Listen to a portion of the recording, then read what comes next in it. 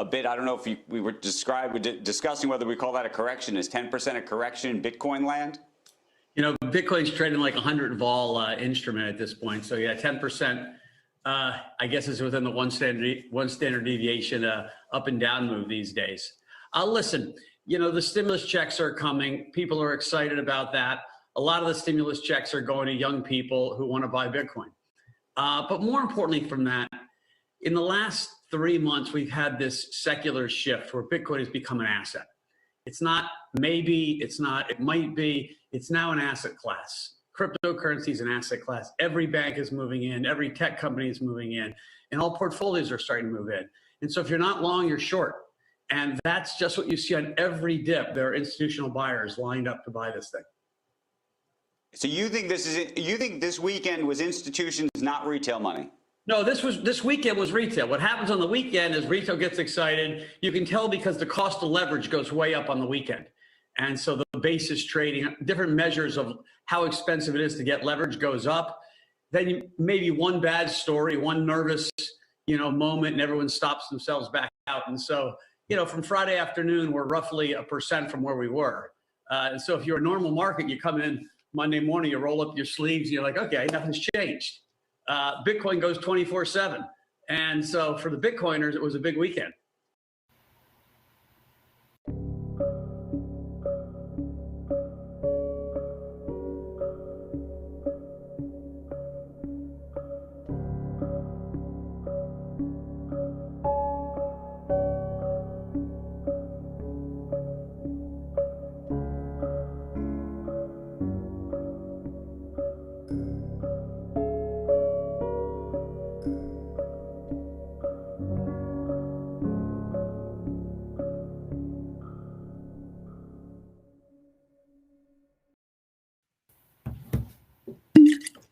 What is up, freaks? It's your boy Matt Odell here for another Bitcoin Tuesday.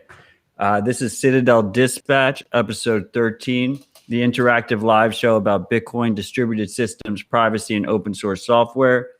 Streamed every Tuesday at 2100 UTC. Yes, I said 2100 UTC.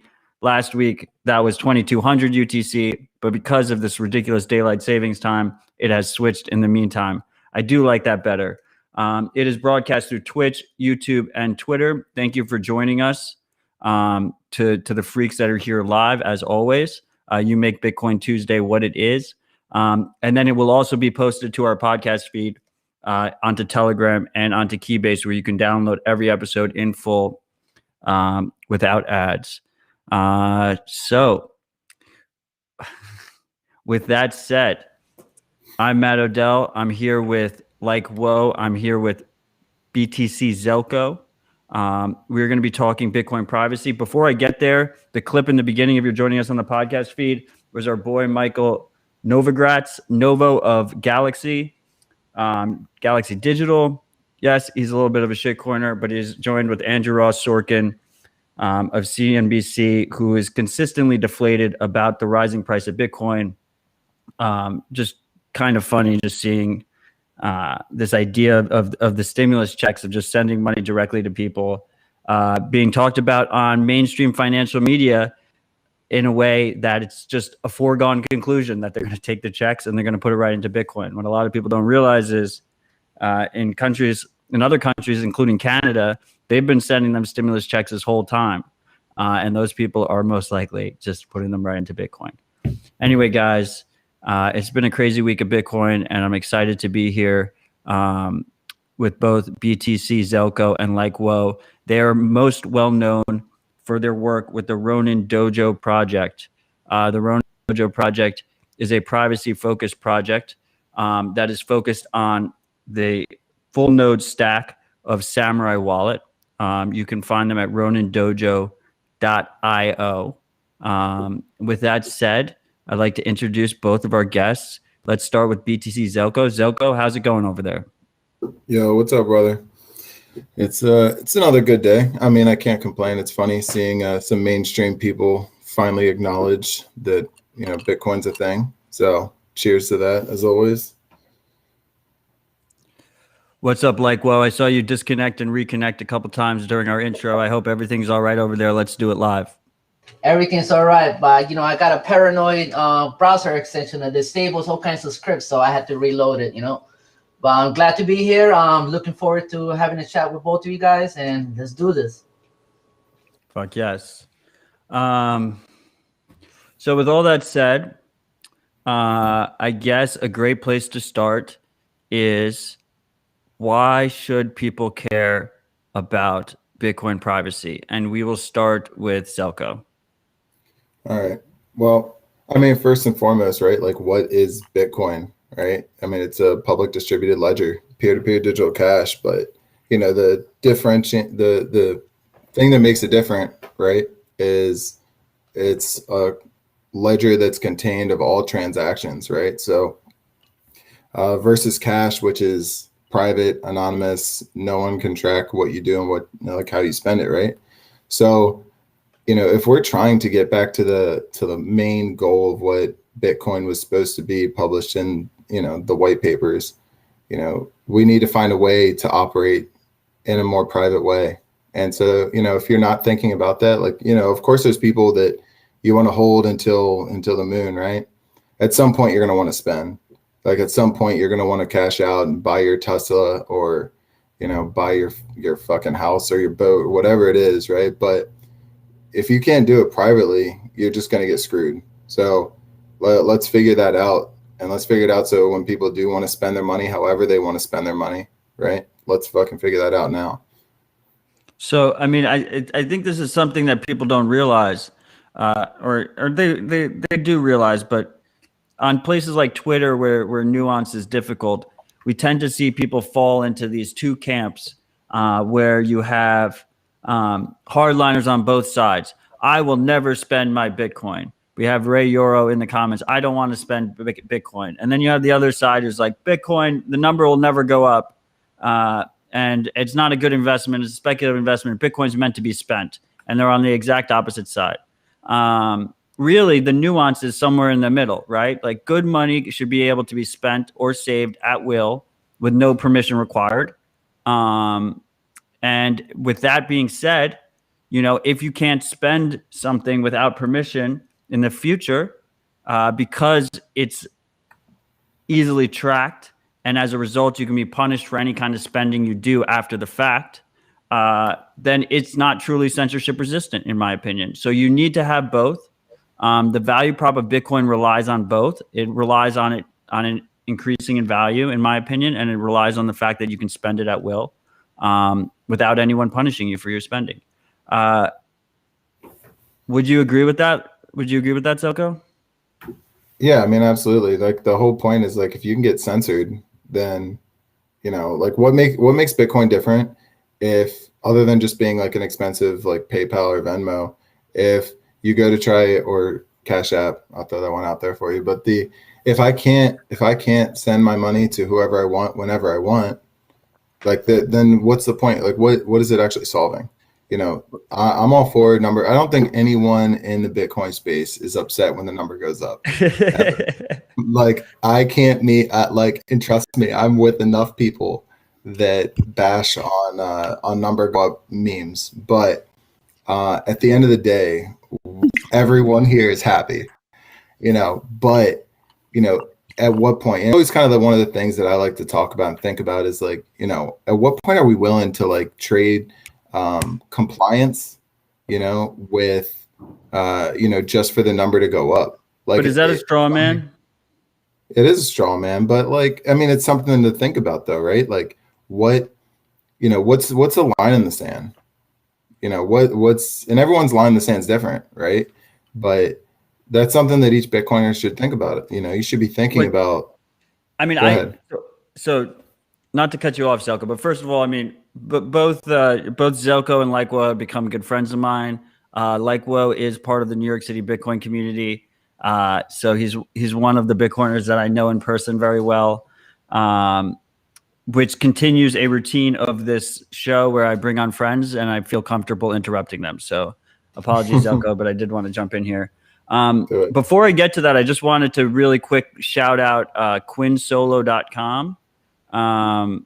We did, like, last week when we had Rockstar and Suheb on, we did a random giveaway when me and Rockstar were drunk, and I guess he just kind of opted in Quinn Solo to give like a dope ass flask that was engraved, or it's like labeled. He does like this really nice design on top of leather.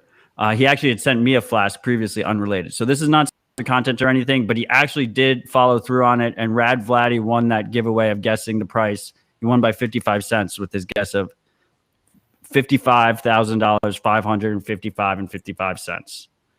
So just to put that all in perspective, people think Bitcoin crashed. We're basically at the same exact price as we were last Citadel Dispatch. So just shout out to Quinn Solo. I thought I might have had to buy that flask, so I appreciate the guys over there stepping in and actually doing it. Dude, Quinn Solo is awesome. Can I just say real quick? I'm gonna cut you off since we're friends. Fuck yes, cut me off. Yeah, no, Quinn Solo is fucking awesome. I've bought stuff from him for a while now, and he's a super dope dude. And you guys should definitely check out his stuff. I mean, it's awesome. I don't know. I like when Bitcoiners actually like try to make things that they enjoy and that they want to give back to the community. So check it out, support him if you can. Yeah, I have a bunch of samurai like magnets and stuff from him that are on my parents' fridge because I don't have a home, so I just put it on their fridge. And they have no idea what it is. They're like, these are the cool little ninjas. So anyway, sorry for derailing that. I just wanted to make sure I gave him a shout out because I did appreciate him honoring it after the fact, even though I'm pretty sure Rockstar just like kind of threw him into there. So just to get back to what you said, I mean, I think it's a false dichotomy. I think it doesn't matter. It's not a question of whether or not someone's going to throw away their principles for number go up.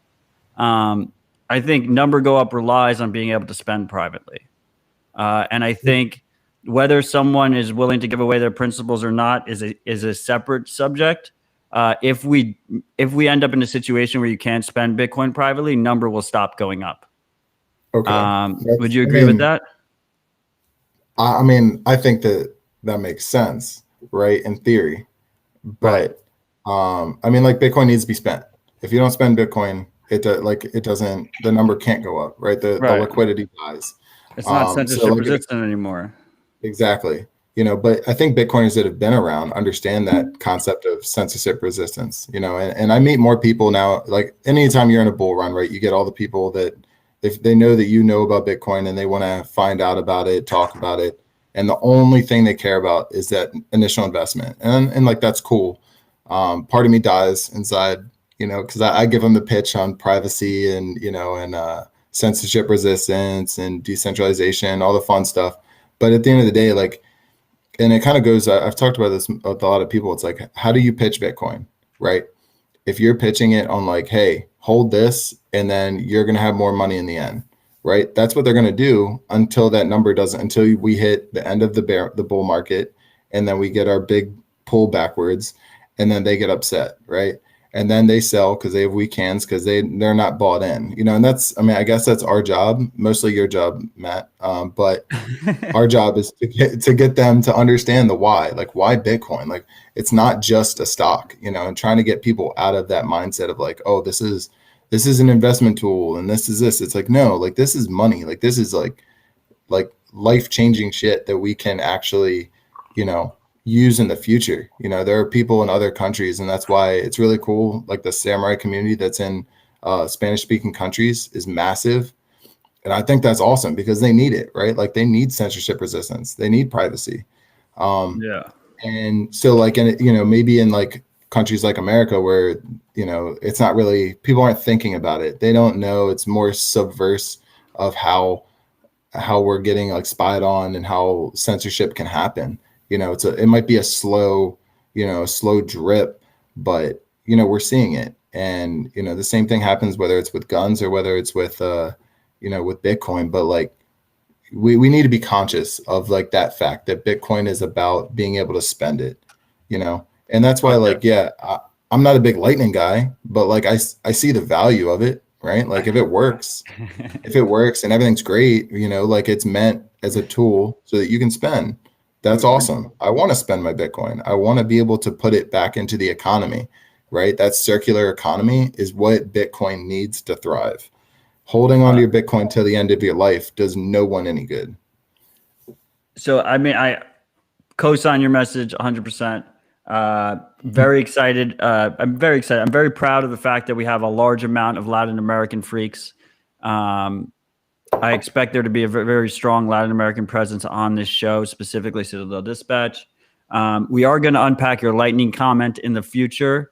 I do already have that on my scratch pad. I think it's kind of funny that the two biggest communities, two biggest sub communities of Bitcoin that are focused on spending in a relatively private manner tend to not intermix well. And I do think Lightning is underrated as a post-mix tool. And I think both Lightning people and CoinJoin people, I don't know, there's just not that much overlap. We're going to talk about that. And then one thing before I pull in likewh0a here, I just want to make clear, you did mention, you gave me a token mention of Cash App when you mentioned all the evil centralized payment platforms. You're like Venmo, PayPal, and I'll give it to you, Cash App. My Cash App is shitcoiner. Well, I know it is. I know it is likewh0a. Before I bring you into this, I just want to make clear, Cash App is a sponsor of Rabbit Hole Recap, but they are not a sponsor of Citadel Dispatch. We have no sponsors on this show. And in fact, I do tend to, when I'm feeling a little bit buzzed in the middle of the episode, throw in a quick free bisque shill. And to be clear, anyone who's watching the video, as they know, if they're a return freak, we have the Coinbase Pro price on top, the Evil Empire, and then on bottom we actually have the BISC ticker, which right now is showing a massive 24 million sats worth of volume compared to the 7,600 Bitcoin worth of volume on Coinbase. But we do highlight it here. likewh0a, do you believe that Bitcoin's designed to pump forever? I believe it will be. I mean, I'm holding Bitcoin mostly for my children. I'm the kind of person that, like Silco, I like to spend it too. Everybody needs to spend it. We have, we got the HODL gang, everybody wants to hold it forever, right? They don't want to spend it. Eventually, you're not going to need to spend it because you can take out loans based on it, right? But for me, I want to hold it for, generational wealth. I want my children's children to enjoy it later on when I'm gone. Because for me to realize it, they're going to realize it, not me. I'm not going to be around for, until it gets to that pump that everybody's going to be like, holy shit, Bitcoin is at 5 million. So to me, I'm going to hold that bitch and I'm just going to keep holding it tight. So, I mean, Zelko, I haven't met you yet, but I don't think you have children yet. I mean, I think likewh0a is our family man here. likewh0a, I'm curious, how do you view Bitcoin? Do you think you view Bitcoin differently from us, not fathers yet? What's that perspective like? No, I think that, people who don't have kids right now, you guys should think about having kids because, I mean, this is what we're meant to do. We're meant to procreate, right? I know a lot of people say, it's too many children, too many people in the world, No, fuck that. It's just, you need to, how are you going to live forever, right? You're going to clone yourself. You're going to pass on your DNA. That's how you're going to become immortal. So to me, I think that children are not just only a blessing. They bring you purpose in life, and they're gonna be holding my seats in the end. So that's the way I see it. But it's very hard for a lot of people. Everybody's too worried about their careers. They're thinking it's not enough time. It's not the right time. We're too young. We're too young. Just fucking have kids already. That's it. If you don't mind me asking, how many children do you have? I have 3. I have 2 boys and a girl. Wow. Impressive, dude. Thank you. But in terms of the Spanish community, the Latin community, they're very, very much aware of the censorship resistance of Bitcoin, and I've been seeing a lot of activity in the Spanish community, especially in the samurai community. They're pretty big right now, and once we release Ronin Dojo 1.9, I'm going to actually be creating a fork that's going to have a full translation into Spanish for the Spanish community to enjoy. So that will be coming up shortly after the release. That's so anybody awesome. out there that that speaks Spanish and doesn't really understand English, we're gonna have a Spanish version of Ronin Dojo. So let's talk about that a little bit. I mean, I think the South American community specifically, right? You Venezuela. you don't have to explain the value prop of Bitcoin to them. They already No, you know don't. that they need a better money, right? Yeah, think about Venezuela, how their money turned to shit by inflation, right? I mean, that's basically the way that we're going right now with the USD, but it's gonna take a little bit longer. But Venezuela, they got screwed over and their money became worthless. And now they discover Bitcoin and they have this money that cannot be inflated. It's not controlled by their government. They can transact, peer to peer. They don't have to go through a third party. It cannot be confiscated by their government. They cannot be censored. So it's very much something that they want to start using. And I see this, happening in other countries where, governments are, just having control of people's capitals, and Bitcoin just gives people back control of their capital. And this is something that people in America don't understand so much because, over here, it's not happening so much as it's happening in other countries, right? Where people's, capital gets confiscated, or, it gets their money gets, inflated and it becomes worthless. So I seen a lot of this in South America. A lot of people in Colombia, a lot of people in Venezuela. I see a lot of people in Chile. It's just all over South America and Central America right now. Is the Bitcoin, word of mouth is going around. Yo, congratulations to Zelko for figuring out how to get into the YouTube chat. I had to do it. There's been a bunch of stuff that I looked at that was awesome that I'm going to comment on, and then we'll come back and talk to. Oh, and just real quick before you carry on with the Spanish community idea, I just wanted to say that I also am a father of two. So me and likewh0a actually both had daughters within like 2 weeks of each other. We call them little Ronin babies, but yeah, shout out to, coincidence. Yeah. I think not. Everything happens for a reason. Goddamn right. Yeah, Wow. but Cute. yeah, shout out to the wives as well, because like honestly, like without them, like I don't know how either of us are doing what we do. But yeah, I also think about it as a future. So, dude, first of all, congratulations. I didn't know that. Yeah, you have good OPSEC in that regard. I did not realize you were a father. A lot of respect there. Let's unpack just really quickly. I mean, because I don't think there's enough discussion about this period in the Bitcoin space. I don't have a wife yet. We are getting married this year. She's my fiance currently. But I mean, I think the ladies of Bitcoin, we have lots of ladies of Bitcoin, but the ladies of the Bitcoiners that we know, they're leveraged long Bitcoin. They're like, in some ways they're more Bitcoiner than I am, because like I can't imagine you decide that you're going to have kids with someone like me, or like someone like likewh0a, or someone like you, Zelko. Like how does like that concept, like you're 100% going, you're going fucking 100x long on Bitcoin, marrying and having kids with the Bitcoiner. Yeah, I think it depends on when you get into the Bitcoin game, like, or when you find your person. So like your fiance, number one, congratulations. Your fiance has to be all in, right? It depends on when they found you, right? Like me and my wife have been together pre-Bitcoin. So pre-Bitcoin, no, not pre-Bitcoin as a whole, but pre-Bitcoin, me finding out about Bitcoin. So, and her dad was the one that turned me on to it. So, I think it depends. And my wife she's like part of our team now. She's helping us out with the Ronin side. Like she's helping us out with, building cases and, putting nodes together. And I'm teaching her how to do QA as we speak. So like, yeah, she's awesome. She's all in now. But it wasn't always the case. It was always, it depended, it's kind of hard. It's hard for any normal person to really grasp Bitcoin and understand like the value, and understand like that this isn't going to zero tomorrow. You know what I mean? And well, I think my lady survived 2 bear markets before I proposed to her. See, that's a win. Yeah. She's a keeper. She's a keeper. She survived bear market. Oof. So many people, their girlfriends or fiancés left them at the bear market, but they're calling them now.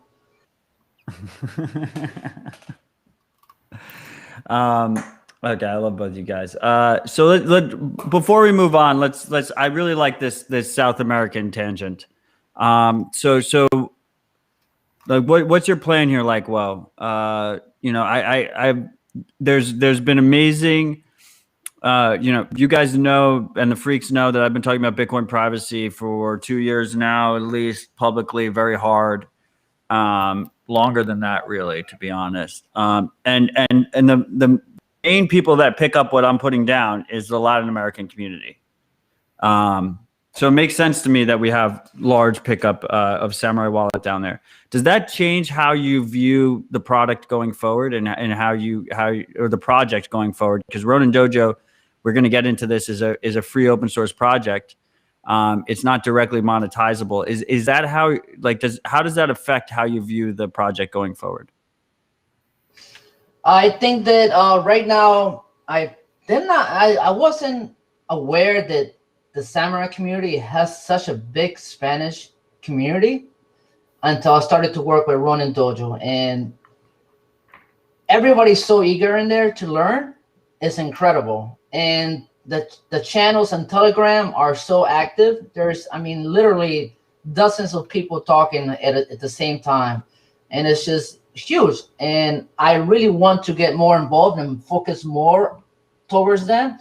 So that's why I started out, I got about 3 guys who basically went in Ronin Dojo, and I directed everybody to go ahead and just basically translate all the menus.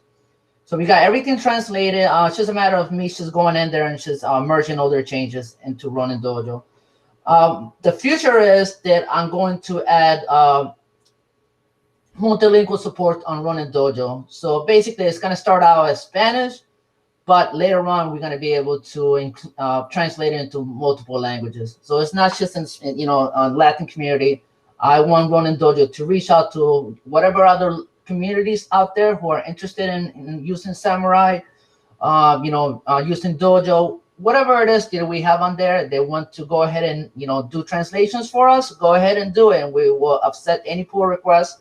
And the thing is, we want to be able to give it in the hands and let everybody be able to use it. Whatever language you speak, we're gonna be able to let you utilize it in your own language. So that's one of the plans down the road. It's not a priority right now, but because there's other things that need to be done. But that's something that I feel very passionate about, is reaching out to multilingual countries. It goes in with like the whole open source nature of everything, right? Bitcoin isn't isolated to, one country or one language.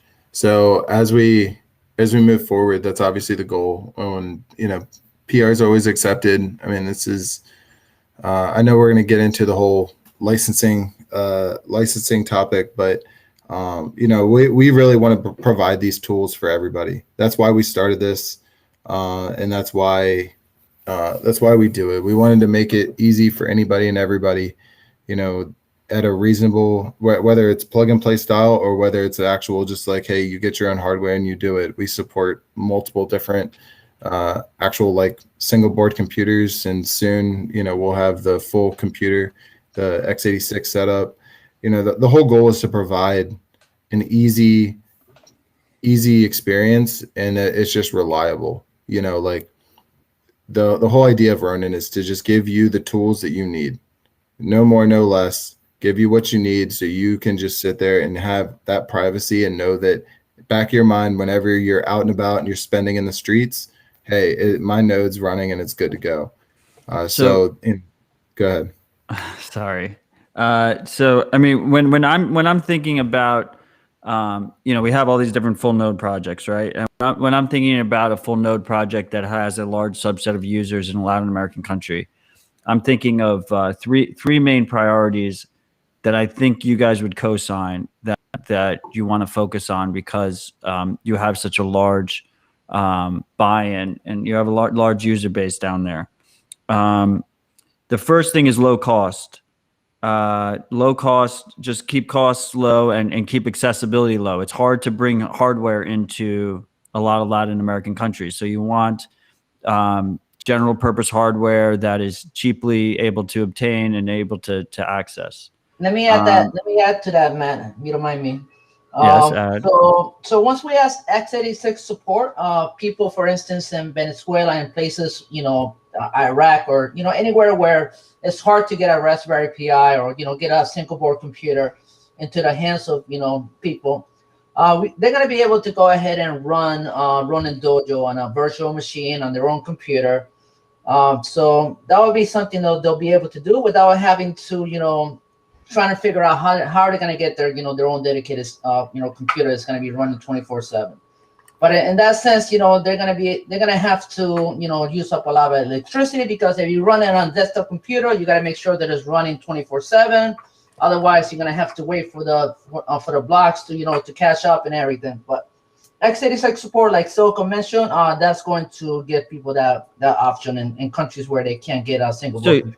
So you can just run it on like your old laptop or something. Yeah, you can run it on a laptop. You can run it on a desktop. You can run it on, on a virtual machine. On whatnot. Just the x86 architecture will be supported. Right. So So number one is low cost, easy accessibility. I think that falls into that as well, but just it's twofold, right? It's making it available for as many platforms as possible, so you have easier accessibility, and then also making it as performant as possible, so that you can have, weaker hardware can support it. And then the other two things I would add is reliability. If you live in a country with rolling blackouts, poor internet connection, that type of thing, you want no funds to be at risk, and you want it to still work. And then the last thing I would say is privacy by default. So you want a situation where you don't want your government to know that you're necessarily running Bitcoin. You don't want them to realize that you're doing anything potentially viewed as nefarious, and it could be life or death for those users. Would you agree with those three tenets? I definitely agree. Yeah, I mean those are all good points, and I mean the privacy by default. I mean that really comes down to how we ship and spend. I mean especially for like how it's marked, right, and what type of shipping it comes in. So I mean that's definitely all on our radar if we're doing the plug and play style. But at the same time, if these users have access to any of those, and when we have the x86, I mean, like there's nothing nefarious with a laptop. There's nothing nefarious with really a computer, and you'll be able to do that. And then at the same time, you said funds at risk, and that's kind of one of the benefits of like, if there is a rolling blackout, right? Like, of course, if we had like a even more premium version, we can add a UPS on there, right? So that there's extra power in case that there's a blackout. But I mean, the beauty of Dojo and versus, I know we'll talk about Lightning in a little bit, but the beauty of that versus, running a Lightning node is I have no channels. I have no funds that are inherently at risk because I have no coins that are on my Dojo, right? Like, I think that's like an underrated aspect of having a Dojo where it provides all the functionality that you need, but there's nothing at risk, and even despite that fact, right? We keep our hardware like locked down, to as minimal as possible, right? It's like, wherever we SSH into, and the port for not even the port for the UI, we do that through Tor. Everything else is through Tor. So you have one open port, and then you have fail to ban, you have everything else. So it's, you're talking about very minimal chance of anything happening. And then if something did happen to your box, you lose nothing. You lose if someone can dig through your database, right? If someone can dig through your database, they can get your XPub. That's like the most risk that you run.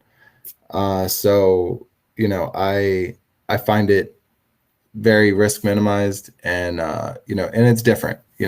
There's obviously pros and cons to running Lightning nodes, and I know Q&A asked like 30 minutes ago about when Lightning on Ronin. He knows better. You should have made him wait. No, I saw it and it just made me think. So, but yeah, I think we're definitely all in those steps. We want to provide any availability, like for anyone to be able to run this stuff. We want it for everybody, whether that's do it yourself and you buy your own hardware, whether you want to buy like the full fucking node and ready for it to be just plugged in. We want to provide that. We want it to be easy to access for you to just have that privacy oriented node that's just going to work. And I think we're almost there. I'm not going to say New York represent. All right, so I want to answer a question some person said. Embassy is nice that it's all over Tor. I just want everybody to be aware. If you're not aware, Samurai Dojo, which we ship in Ronin Dojo, it uses Tor by default. So all communications in the network go through Tor. And if you have problems with your ISP blocking you, you can set up Tor bridges, so you can get around all that. Great. I mean, Embassy has a very strong community. They share that quality with the Samurai guys. I am friends with the Start 9 guys over at Embassy. They are going to be on the show sometime soon, so don't worry, freaks. That will happen. To be perfectly clear, though, Tor only is not an Embassy only feature. Pretty much every single full node stack, every single popular full node stack, whether that's Ronin Dojo, whether that's Embassy, whether that's Raspberry Blitz, whether that's MyNode, whether that's Umbral, whether that's Nodl, they all pretty much default to Tor now, which is great to see. It is kind of a bit of an issue if Tor reliability is important, which it is when you're running a Lightning node. And we've seen these Tor v3 reliability attacks. Zelko, I did kind of set you up there in terms of I don't think that Lightning is ready for users in adversarial environments such as Latin America. To be clear, Whirlpool, if you are using Whirlpool, which is Samurai's CoinJoin implementation, which I think we're about to dive into, if you are using that, it is connected to the internet at the time of usage. So you are exposing your keys to the internet. So you do have some risk. Your funds are at some risk, but strictly speaking, in practice, it is significantly less risk than if you're running a Lightning hot wallet, which requires basically to keep your funds secure requires either your internet to stay on in its entirety, or you have a separate device called a watchtower that has its internet on in entirety that's watching your channels for you to protect you from any kind of malicious actors. So it's strictly superior in that regard. Myself personally, Zelko personally, likewh0a personally have put substantial funds into Whirlpool. I mean, I know myself, I put substantial funds into Lightning because I'm just an idiot. What do you mean? We haven't had any loss. We haven't had any loss, right? I haven't had any loss from Lightning, and I haven't had any loss from Whirlpool. So it is what it is in that regard. Yeah, I mean, like losing funds is something different, and I'm sure if we were to poll the entire Lightning community, I'm sure people have lost something of some sort, whether they could recover it or not. I mean, a channel's going down or whatever. Well, the majority of we talk all about this. We talk all about funds lost, right? And the majority of funds I've lost have been in fees that I've had to pay. And so with Lightning, I had to learn that really you want to have few channels that are large. Few realize this, and you don't want to have a lot of small channels, especially when fees rise. Even though I expected fees to rise, it still caught me off guard because I needed to learn the hard way, to be quite honest. And I think it's important that people do learn by doing. And then, I mean, on the CoinJoin side, like me and the freaks together spent a lot of money on Wasabi fees. And then we had to put them through Whirlpool afterwards. How dare you? So we had to, I mean, look, you gotta learn. I've repented to the Whirlpool guy. to be clear, Wasabi was in the beginning more stable, even if it was a poor implementation of CoinJoin. The freaks have heard many explanations of the nuances of the two different CoinJoin implementations. I don't really want to dig into that. I think the Wasabi guys have kind of admitted that their implementation is subpar because they were working on a radically new, different implementation that has like a 14-month expectation to come out. So I'd rather focus on what makes the Whirlpool implementation of ZeroLink so effective, and why you think, like, let's be honest, both of you guys have devoted significant amount of your time to developing the node side of this stack. If you use Samurai Wallet, you should use it with your own node. The most performant way to use it with your own node is to use Ronin Dojo. That's what you guys are the lead maintainers of. You're basically wedded yourself to this stack. You've decided that it is worth your time and energy to focus on improving this stack. Why is that the case? Why should people care? Why should people, why should people use what you're building? Okay, I'll start, and then likewh0a, you can pick me up. So, I mean, first and foremost, right? Like, I'm gonna go back in time because, when this all started, when I started, me and S2 or likewh0a, when we started, Ronin, it was just a bunch of like guides and minor scripts, but we added a block explorer ourselves. We added, Whirlpool to our stack ourselves. We added an, Electrum Rust server ourselves. And then it was funny to see the development of Dojo, right? Like the vanilla upstream that we used, right? Because now everybody who just uses vanilla Dojo, right? They get the Explorer, they get Whirlpool, they get an indexer, right? The Samurai indexer. So it was just kind of funny to see all that because, we had a good thumb on the community. And so when it comes down to that, right, like we understand what normal users want. We're not just some developers up in the ivory tower that, have no thumb on the community, right? Like we understand. Of course, we always get some people that say they want Lightning, but I'll say that the majority, I would say the amount of people that have asked us to implement Lightning is like near zero. Like it's a non-zero number, but it's definitely very low. And that's why we focus on what we focus on. The stack is so strong, particularly Whirlpool, right? If you're running, obviously like running your own node, I was telling my wife about this earlier. If you're not running your own node and your wallet's not backed by your own node, excuse me, that means that your wallet is running off someone else's node. Obviously, we know in Samurai's case, like they dedicate one specific, server to their users, right? But whether it's SPV or whether it's some other form of like someone's running a node and you're trusting those people with your information. So the Dojo part is like the actual node part is like more common sense, right? That's how you best control your information. The second thing is Whirlpool, having that running consistently.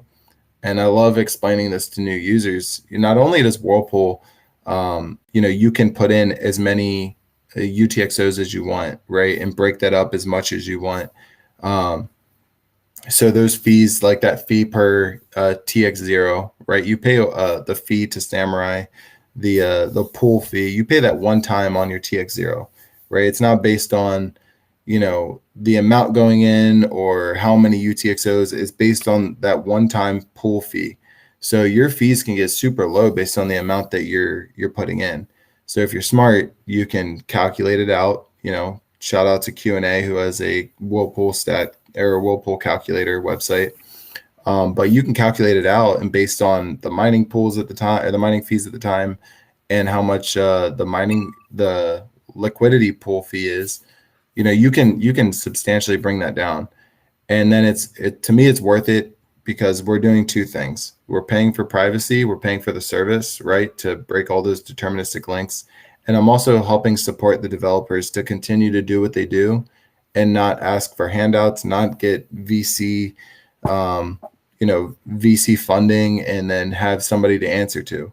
They get to do what they want because they have a business model. So, that whirlpool is super important right there. But then having it running 24/7 in the background, your anonymity set, even if there's no UTXOs spinning, but you leave them in post mix, you're continuing to add to that. You're continuing to get forward looking anonymity. So people looking back at it, they don't know whose UTXOs are whose, and it continues to grow, as more and more people, continue to be selected into the pool. So you don't need to get picked. A lot of people misunderstand that fact. You don't need to actually get 25 mixes, or you don't need to get 10 mixes. Like, you could get 3 and just leave it in there, and then you continue to get better anonymity If I'm just by some leaving it in. if I'm some schmuck and I join, oh, I'm hearing a little bit echo. How do you use Zelko?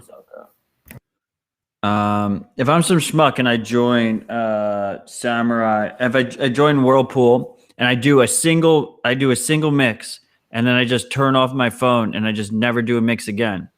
Those people you do the mix with, those 4 other UTXOs, those 4 other participants of your transaction, if they go and do a bunch of mixes, that's what people don't realize. If they go and do a bunch of mixes, all their coin join rounds are connected to your coin join round. So your potential outputs of which ones could be you grows with the amount of times your participants end up re-entering coin join rounds, and their participants re-enter coin join rounds. So they join a new round, and that round has 4 new people, and those 4 new people go and join new rounds.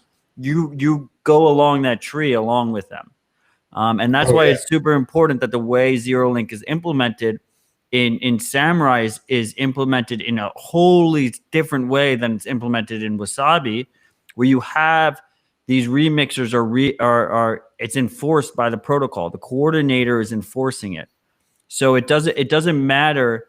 Yes, obviously it matters in that if we had no one remixing, we'd all be fucked. So like you should go and remix. Like, you should do your part and remix all the time, which is what me and Zelko and likewh0a do.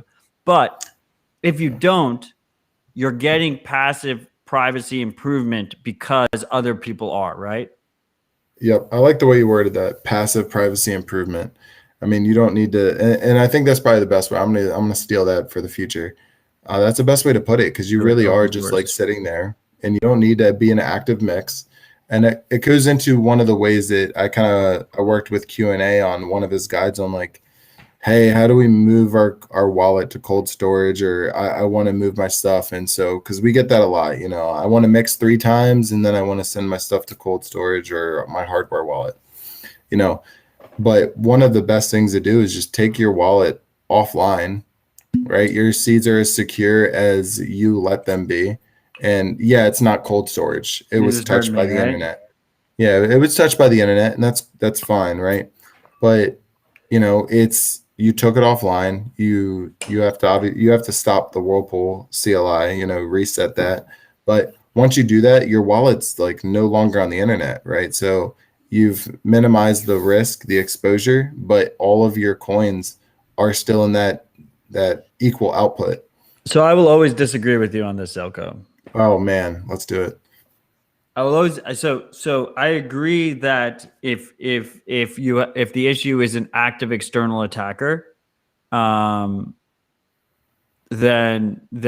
obviously you don't have that risk once you pull it offline. So it was online previously, and then you pull it offline. At least if an active attacker decides he wants to attack you, he has to come into wherever you're holding your private keys and take it, because they're not online.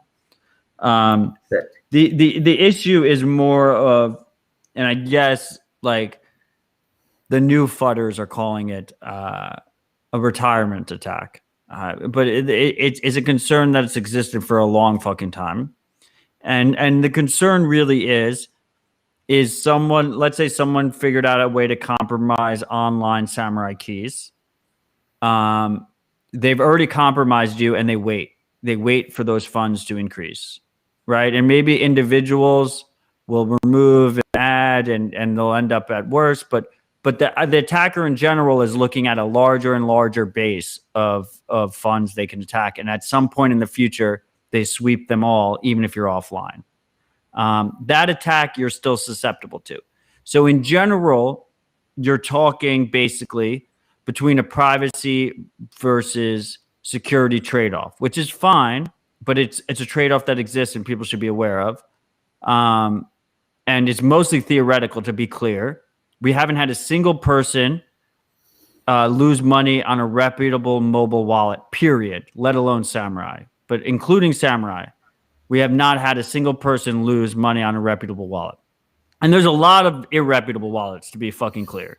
Like if you type in Bitcoin wallet into Google Play Store or Apple iPhone Store or whatever, there's a lot of shitty fucking wallets that you've never heard of before, and they're mostly scams. But any reputable wallet, we have not had any kind of, remote attack. But theoretically, you could. So best practice is to just send it off after you do CoinJoin, and if you and in general, the practice should be you leave it in Whirlpool for a while because the remixes are free, and you're adding a bunch of entropy because, not only are other people adding to your anonymity set because they're coin joining again, but you're also adding to everyone's anonymity set because you're coin joining again. So you do that for a bit. And then the cool thing about Samurai is when you send out, you either send out as a fake 2-person coin join or a real multi-person coin join. So you're either, the fake one is called Stonewall and the real one is called Stonewall times 2 because you have at least 2 people. Easy to remember. So it doesn't kill the anonymity set of everyone else, right? Like when you talk about Wasabi, if you send out from Wasabi in that situation, you're basically proving, okay, any UTXOs that send out from Wasabi at this point are controlled by the same person. But you send out from Samurai and you don't know. It could be 2 people, it could be 3 people.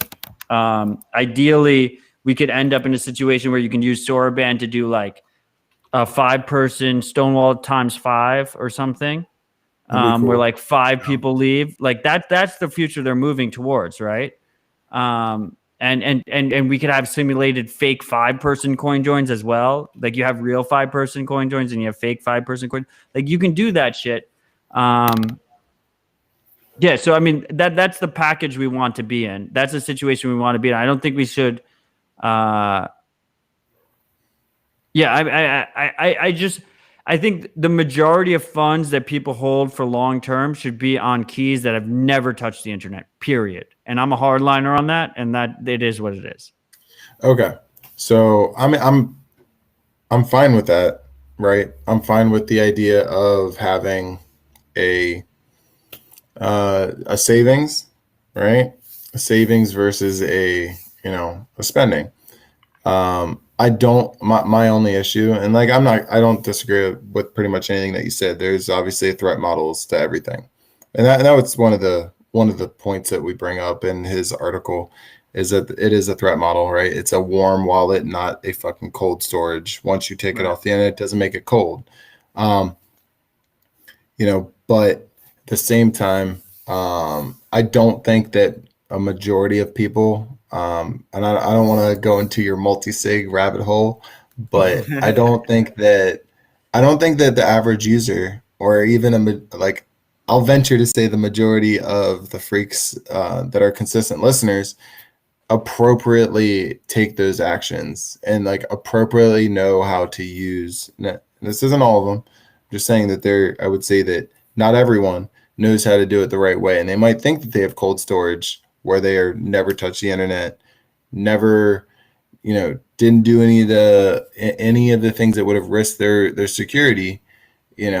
I don't think that majority of people know how to do that because it's not easy. It's not like a super simple, process, and one small thing can screw it up, and then they end up being in the same boat of having the same, whether it's minimal risk or not, they're having the same risk. So, and then you go to the idea, right, of what do you do with your coins when you're ready to spend?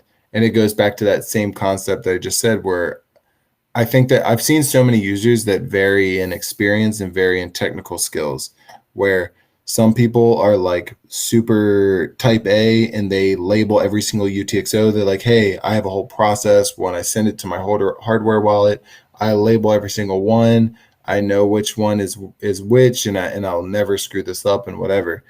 And then you go, hey, in 10 years, you plan on spending this. In 10 years, are you going to not screw this up?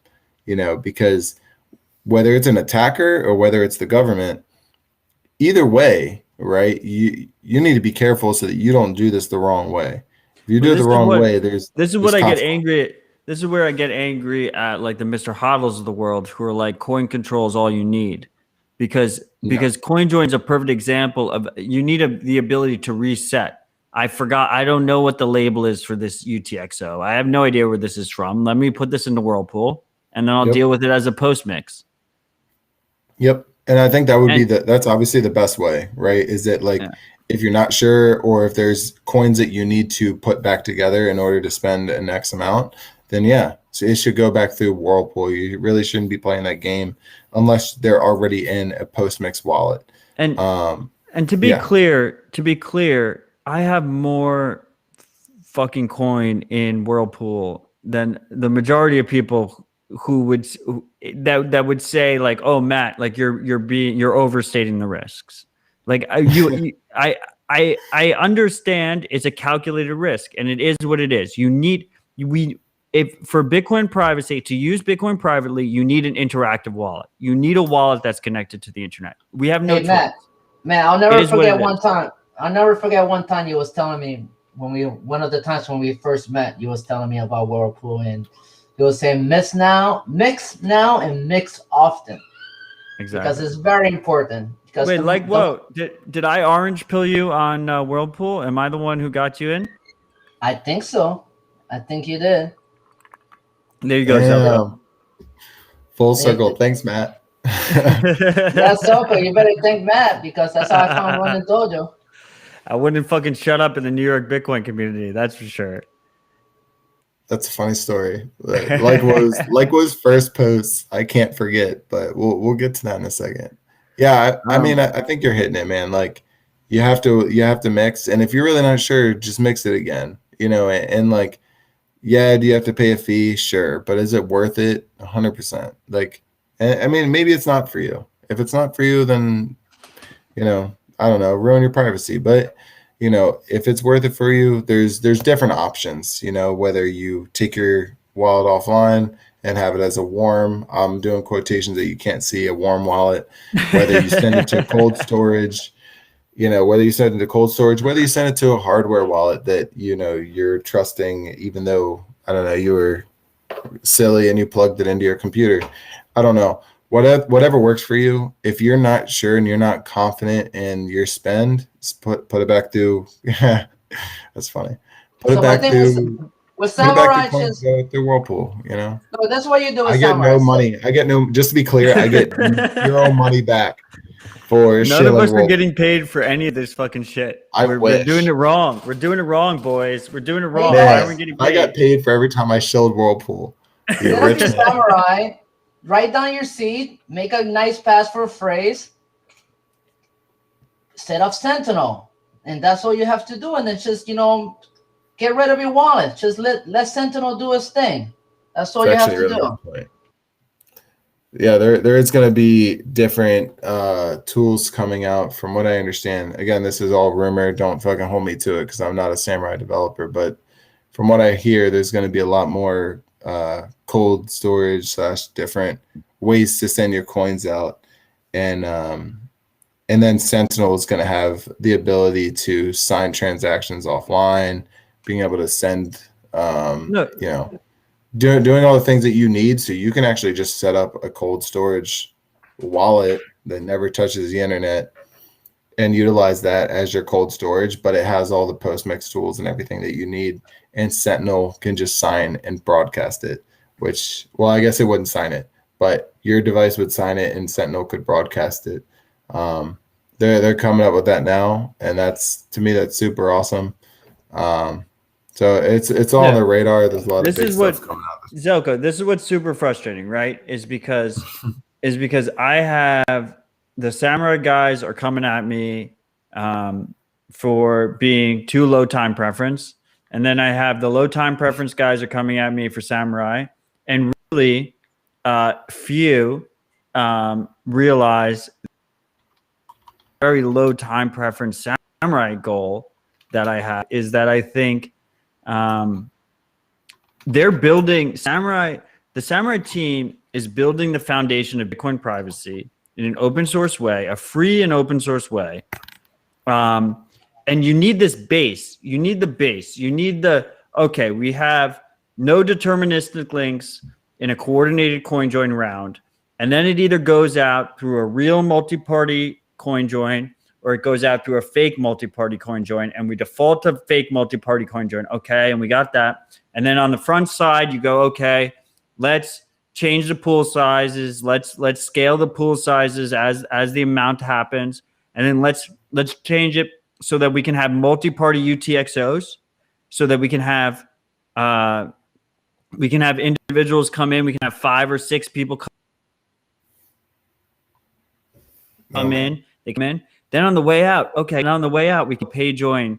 In this case, in Samurai Stowaway, we can do like 7 or 8 person coin joins, non-coordinated coin joins on the way out. We can do fake 7-person coin joins. Like you can do all these different things, right? And it's about building this base. You have to build. If you don't build from a solid foundation, then it's all a waste. If you don't build from a solid foundation, then what you have is a year and a half of us trying to increase Wasabi adoption, and then them deciding that we're going to have to wait another year and a half for Wasabi 2.0, and it's going to be a completely different anonymity set, right? Hey, So Matt, you want to build that. from this strong base. Yes. Man, let me add to that. Okay, so Samurai is building a foundation for privacy, and it's just want all you freaks know that Samurai's license is open source, fully open source. You guys, Yeah, let's talk about this. Do whatever you want with it. Don't worry about it. No one's gonna bite you. Well, hold on. Let's talk about it. Should we switch to licenses? Exactly. Yeah. So they're not exact. Wait. So let me preface this, Zelko. Let me preface this. So right now. Open source means a lot of different things, a lot of different people. Okay, so this is the second main topic we want to talk about. We want to talk about Bitcoin privacy. We want to talk about open source licenses. There's many different licenses you can choose when you go open source, and they vary from being able to just view the source viewable, to being able to do whatever you want with the code. And people argue all the time about what is open source and what isn't. So you have those two things, and so you have on one extreme end you have closed source where you can't see the code at all. Then you have source viewable where you can see the code but you can't do anything with it.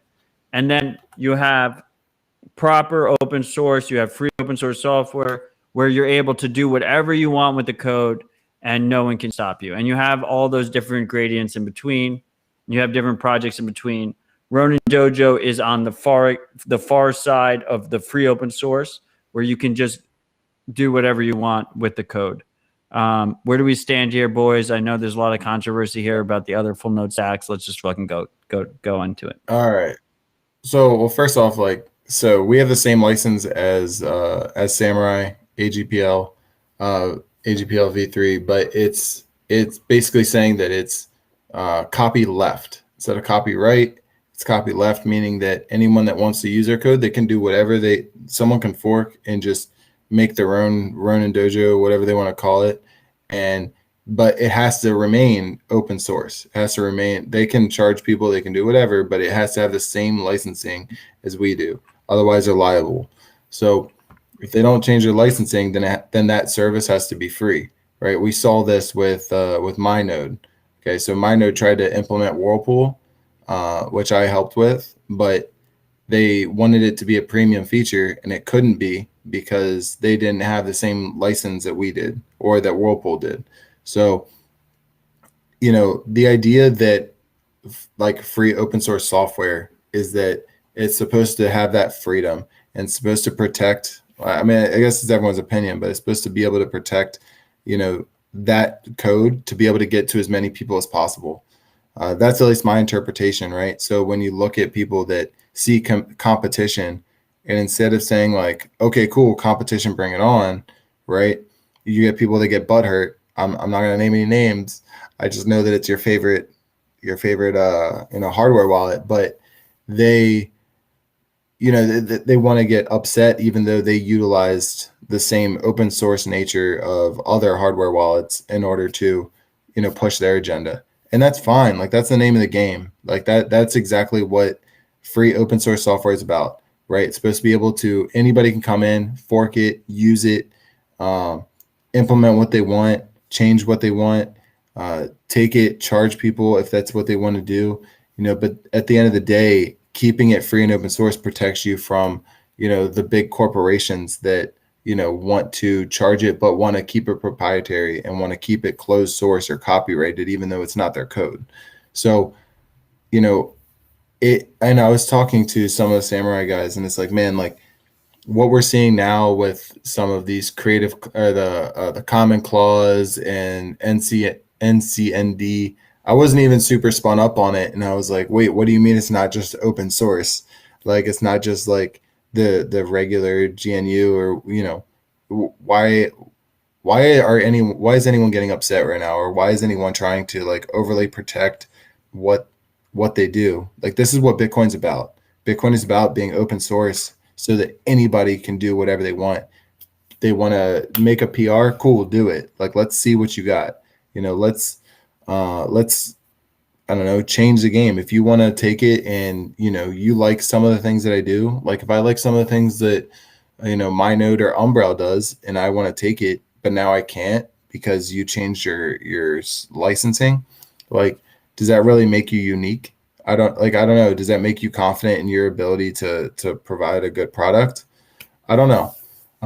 But I don't know. I think that we're going down this weird rabbit hole of, like, I'm seeing a big shift in the Bitcoin community of people being too scared to just make it fully open source and fully available to everybody to do what they want, and keeping that copy left, right? So that everybody can do what they want, right? That's what Bitcoin's supposed to be about, at least in my opinion. I don't know. Likewh0a, So you can probably I, go ahead. before we bring likewh0a into here, and I still hear an echo, Zelko. Okay, thank you. If and I don't know why that echo's happening. If I want to play devil's advocate just for the freak's sake, I think a very clear cut argument would be, and something they have heard in the past, because we've had Rodolfo on twice now, lead maintainer of Cold Card, co-founder of Cold Card Wallet. The main argument would be, you have someone like Foundation Devices, in this case of Cold Card, who takes a direct copy of Cold Card and goes and raises VC money based off of it. They take pre-orders based off of it. They advertise based off of being as secure as Cold Card. So like, people have a respect for Cold Card already, and they advertise like, oh, if you buy this hardware wallet, you'll know you'll get just as good security as Cold Card. And they have not released anything yet, and they have not released anything upstream, even though technically they say they're complying with the license because no one has received product yet. So no one has received product yet. So when they receive product, we will release our upstream improvements. And in the meantime, they refactored everything, so to pretend like they didn't really take what they took.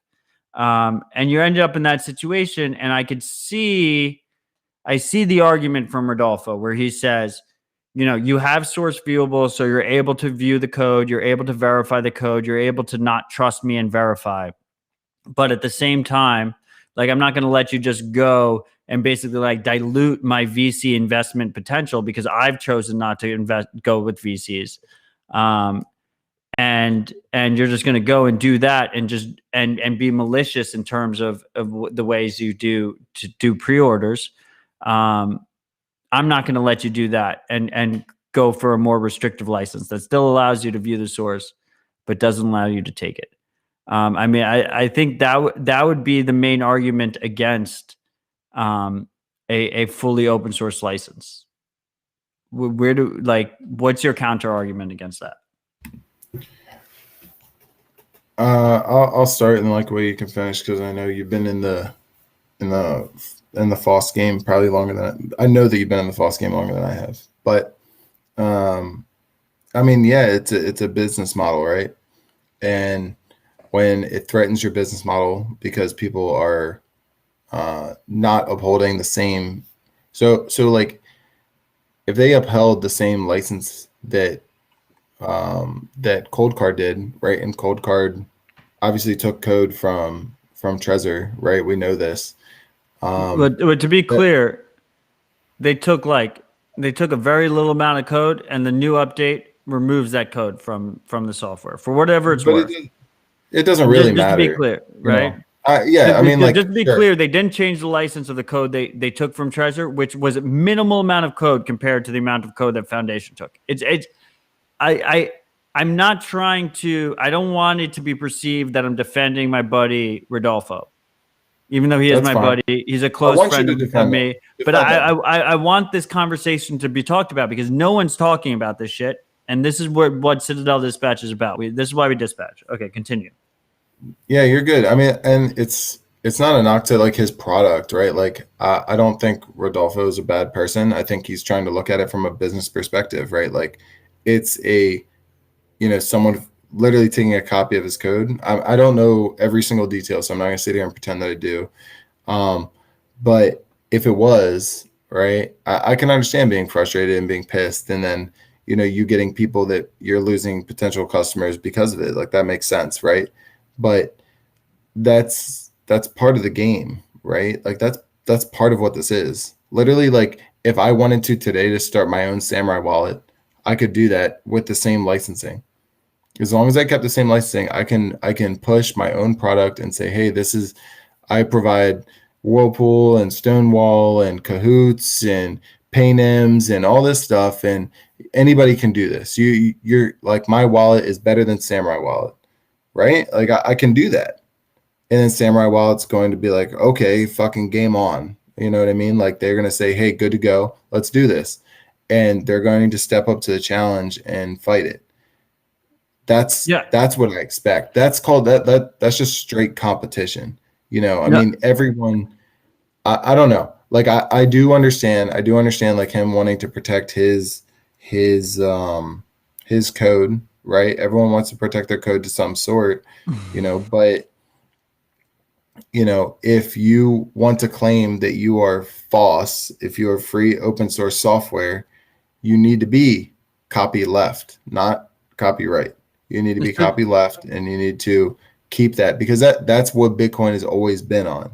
That is what the Bitcoin community has been about. That's what, like, the whole movement of free open source software has been about. Like, yeah, okay, cool. You want to take your stuff. Cool. We have different ideas, because ultimately, like, Foundation's going to have different ideas than NVK is, right? Like, Rodolfo is going to have a different, like, perspective than Foundation is. It's right? better for us users that Foundation exists. Product. No, say it again. No, to be clear here, okay? So I was being a little bit, I do this twice a week now, okay? So I was being a little bit gratuitous. I was trying to create the situation, and I will admit to that. But I personally have told Rodolfo privately that I disagree with how he's proceeded with the situation. And I would add that I think that as Bitcoiners, we should support strictly free open source projects. All else equal, a free open source project that has a license that has no restrictions whatsoever on what I can do with the code is superior. And that fosters the open source movement. It creates a foundation that other people can build on. I think this move by otherwise respected individuals in our community, Rodolfo's not the only one. Recently, the argument has been about Umbrel, and the Raspberry Blitz guys have rightfully so brought up Umbrel's licensing. I know the Ronin Dojo guys, I know you guys have talked about it as well, and it's a main part of this discussion. It stems from insecurity. It stems from a level of insecurity. And if I'm a user and I trust Cold Card, it doesn't matter if Foundation copies my code. It doesn't matter if they release a piece of product that's exactly the same as Cold Card. I mean, they release a product that looks different, but imagine they release a product that looks exactly the same as Cold Card, and they use the identical code. Like, I'm not going to just immediately trust that product. Like, there's a reputation at line, like there's a reputation on the line here that is, as much as we say don't trust verify, that is in the picture. And it's the same exact thing with Samurai. And anyone who wants to protect their code, and same thing with Umbral, and anyone who wants to protect their code through restrictive licensing is someone who's insecure that their reputation, that their company, that the trust that they built up with their users is not sufficient enough to propel them. And I think that's a loser's mentality. Like, I think that these guys who I respect the fuck out of, to be quite honest, and that I consider friends, they should just not be as insecure. Yeah. I got my hand raised, guys. I got my hand raised. Okay, Okay, likewh0a, what do you think here? All right. So here's the thing. You're a software developer. You're either going to write software that you're going to share with the world, or you're going to write software that you're not going to share with the world. It's either you're going to open source it or you're not going to open source it, right? Rodolfo created very good software. In my opinion, Cold Card is very top-notch hardware and software, right? I think that he didn't understand basically what he was doing with the license. He didn't know. I'm not trying to rag on him or anything, but he should have known the license that he was releasing his software in. I understand Foundation might have just took his code and took a lot of his work, and they went ahead and got VCs and they got funding, and this is not what he wanted. He wanted to grow organically, right? And I admire that from him, you know. But you have to understand, when you create code like that and somebody takes it, it's because of the license that you choose, and you have to respect that. And that's what innovation does. You allow people to take your code and work on it and improve upon it. And this is what, you know, copyleft allows. It allows people to go ahead and take your code and do whatever they want, but they're going to have to contribute back, right? So he shouldn't have gotten so mad about what they did. He is a better developer than they are. They took his code, basically, in the first place, they took his code. If they didn't need his code, they could have done their own code, right? They could have done their own implementation. But he has to be confident in his abilities and what he's going to do. He already has a reputation of creating a piece of hardware. One of the, I think, the most popular, cold storage wallets out there, hands down, right? He should not worry about Foundation. He should just keep going and just focus. The thing that got me a little bit upset is him changing his license, which is, it just goes against what he started, which is, you know, creating a license that allows other people to fork it, to innovate from it, and for him to get back innovation that's coming from other people. So you either, you got to be closed source or open source. And that's the thing with me. You want to share it. I mean, let's think about Red Hat and other Linux distributions. If Ubuntu was closed source, then you wouldn't have the Redis, like Gentoo Linux. If that had a license that people couldn't be able to create forks out of it, you wouldn't have other things that came out of it. So, Red Hat made a lot of money. They made their money from support.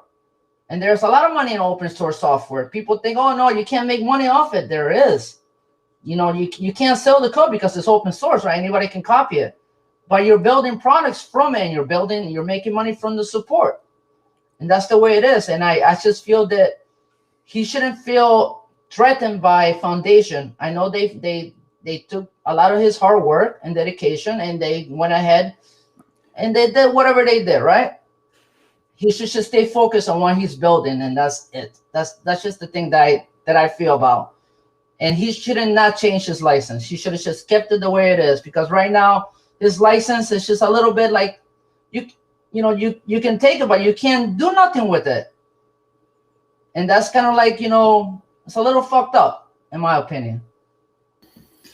I agree 100% with what you were saying, Matt. It shows a sign of weakness, in my opinion. If you're worried about the competition, right?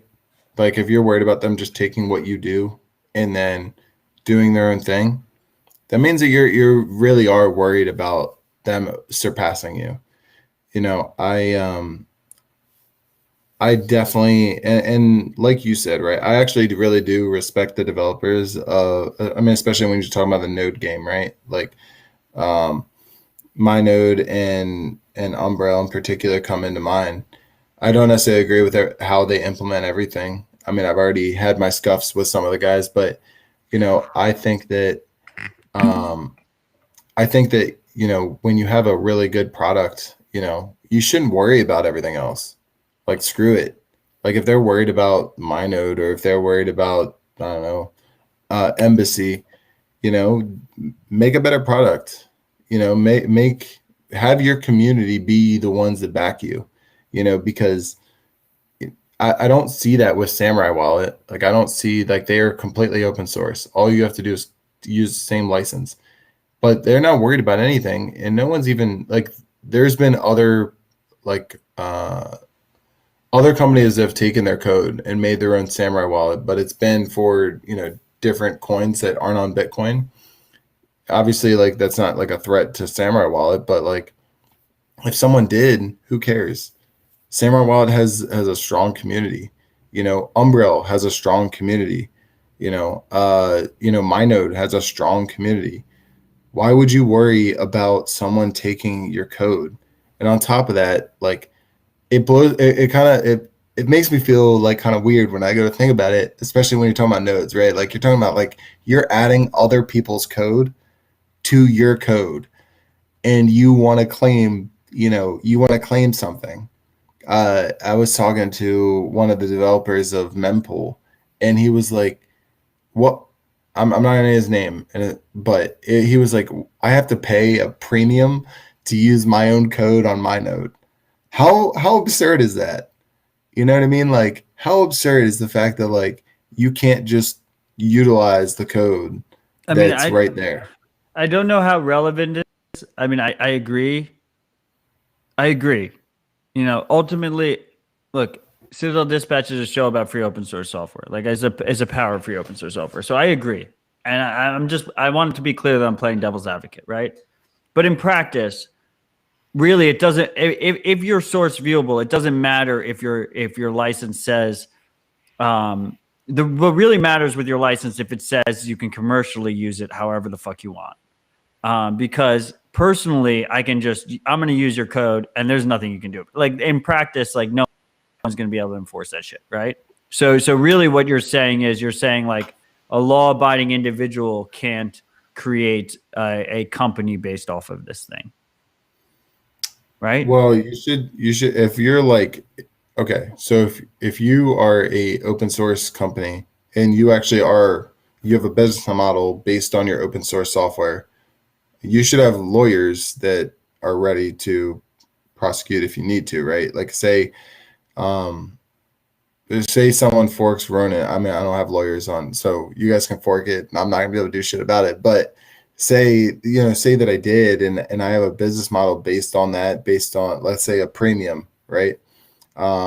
Which is not our thing. But if we had a premium and someone just forked it and was like, oh, we're going to do the same thing, but we're going to charge, 50% less, and we're going to undercut them, but we're going to offer the exact same thing, right? I would have lawyers that would be able to fight me for it, but it ultimately depends, right? It depends on how they implement the license, depends on how everything else works. But ultimately, like, there's a lot of nuances in licensing, and if you're a developer, you can use that to your benefit without degrading the fact that you are open source. You want it to be, the whole purpose, like I said, to go back from the beginning, The whole purpose of open source software is that everybody grows and everyone gets better, because no matter what company it is, right? So say you, Matt Odell, decided to fork Ronin, and you wanted to add Lightning and you want to do all this other stuff because I refuse to do it, right? You're going to have your own user base. You're going to have your own people, and then I'm going to have my own people that disagree with your outlook on it. And that's how we end up. I mean, there are operating systems that are literally that, right? Fedora versus Red Hat. It's the same thing. So ultimately, like, yeah, do you lose customers? Sure. But does like the world get better because of it? Yes.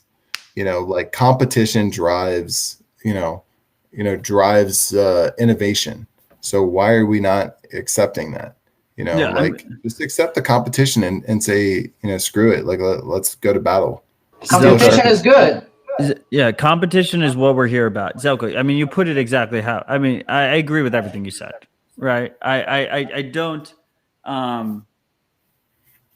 like, fuck all this idea of suing people and using IP and all this shit, right? Like, it is a ridiculous premise. It is something that I am intentionally moved my life away from, right? Like, I don't want to deal with bureaucracy. That's why I Bitcoin, right? Like, this whole idea of open source, this movement is bigger than just Bitcoin. It's the idea that we can all build on shared values, right? That we can build on shared innovation, and that you don't have the Googles and the Apples of the world dictating what you can work on and what you can't work on. And yes, as you add restrictions to the software, then we're getting that on smaller scales in Bitcoin, and you don't want to see it. I would argue that I think where my hard line is source viewable. I think, it's fucked up, but it's the truth. Is like, especially in shitcoiner land, we have lots of wallets that are not even source viewable. So if it's source viewable, at least you can fucking break any kind of bullshit licensing they have, and make them go enforce it on an individual basis. But I do agree that ultimately what we really want to support is just straight Libre, free open source software. Yeah, I mean, go on. No, I mean, and it goes with like everything, right? I mean, I recently made a switch, and it doesn't just have to be about Bitcoin, like I recently made a switch over to Calyx OS, you know what I mean? Like, it's the same thing. So you need to understand, if you're the user, right, pick what you want, pick who you trust. Ultimately, like, if Cold Card product is solid.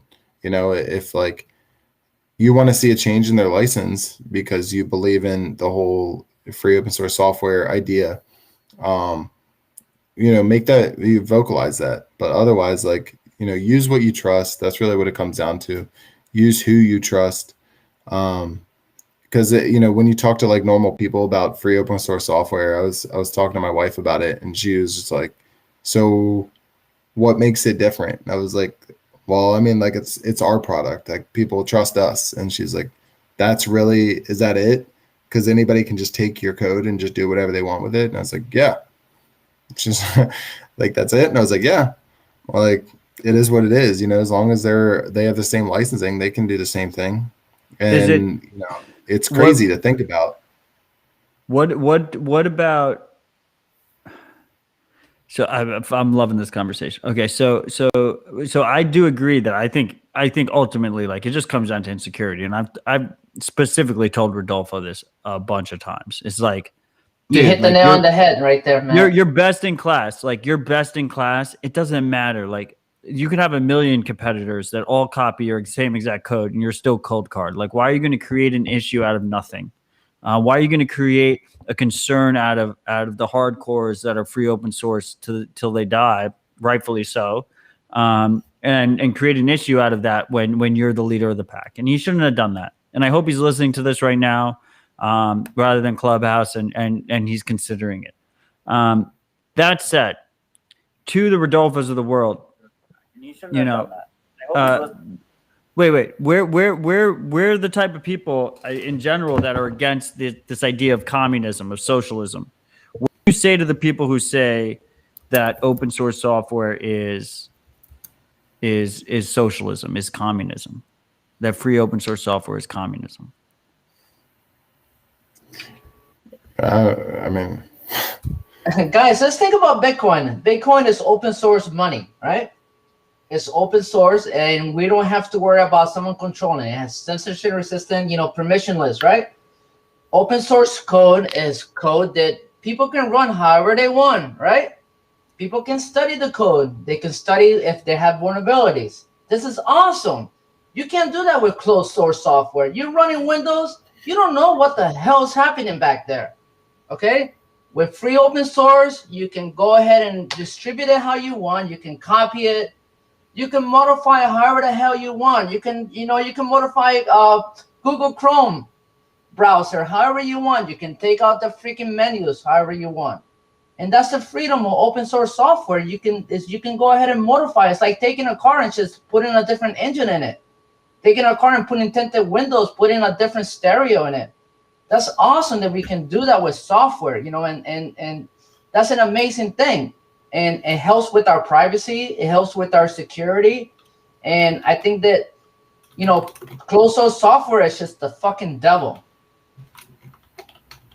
I mean, so I was curious what you guys are going to say, but I mean, my argument would be that I think it's pure capitalism is what it is.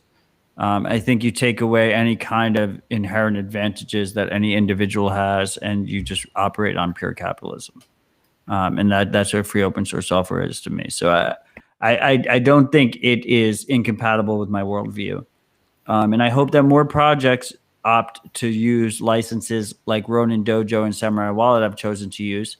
That is just completely copyleft, which honestly, I hate the term copyleft, but just this idea that anyone can use the code. Anyone can inspect the code. Anyone can use the code. They can do whatever the fuck they want to do with the code. We're not going to get any lawyers involved. We're not going to get any regulators involved. We don't care what nation you're in when you make the fucking software. Like, fuck this, all this shit. Like, code is code. We're going to use this code. We're going to improve the code. We're going to make it better. We're going to run this shit. And that's it, right? Like, fuck all of this other shit. It's all noise. Exactly. So I want to be clear here that, where does Matt stand? Where does Citadel Dispatch stand? That's where they stand. We have our good friend of the show, Shinobi, is coming at me on Twitter right now about this idea that remixers in Samurai don't increase the anonymity set if you are one of the individuals that aren't coin joining. Why is this wrong? Like, I think this is simple logic.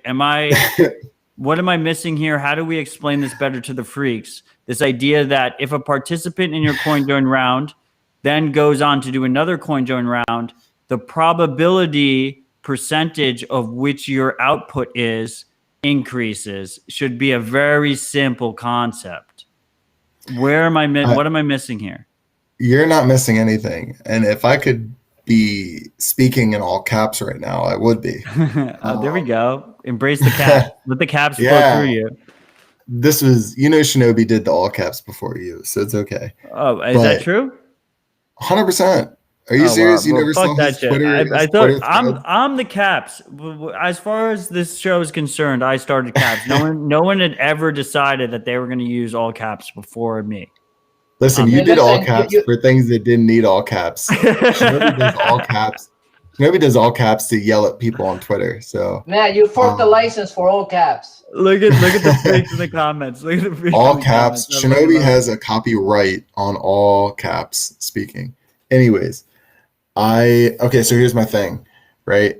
He's saying it equal outputs does not give you so if you don't remix, it does not give you more anonymity sets. If other people in your round remix. Yeah, no, that's illogical, right? Because if I could show on a board right now, right? You are one of 5 that comes out.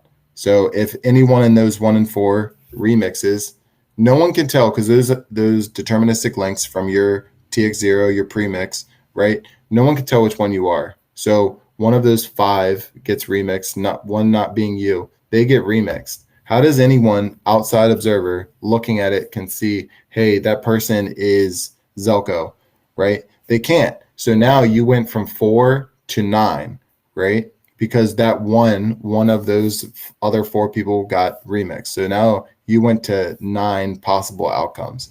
Okay. So, and then say another one from your initial mix gets remixed. All right, cool. So now you went from 9 to 14, right? And that's before, this is saying that you haven't remixed at all. You're just lucky that other people have remixed. And then out of either of those two, we'll say echelon 2 or tier 2 remixes of people that were not necessarily you, 2 other people remixed. So now you're looking at another 20, right? So that's 34. And then from that second one that I went to, I really wish I had a diagram because this would make it look so much better. But we see that extrapolates, and that's literally a perfect example of why that equal output is so important, right? That equal output means that no one can see and no one can tell who is who and who's getting remixed and who's not getting remixed. The only time that you don't get forward-looking anonymity is the moment that you move your coins out of the pool. So the moment that you spend, the moment that you send out to cold storage or whatever, which again is fine. Everyone has their own thing. I'm all for spending. I'm all for sending wherever you want. But the moment that you come out of there, that's one less UTXO that is possible in the pool. And that's fine. But that's why it's encouraged, right, to remix as long as you can. Someone in the chat asked earlier, how long should I remix for?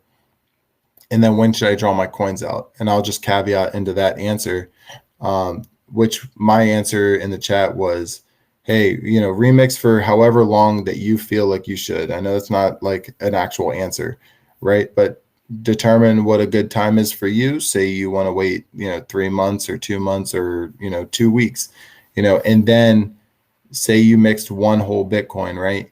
Send a little bit at a time at different varying, different times, right? So say you send 0.04 in 3 weeks after that, and then you wait 2 weeks, and then you send 0.02, and then so on and so forth. You send them out at different times.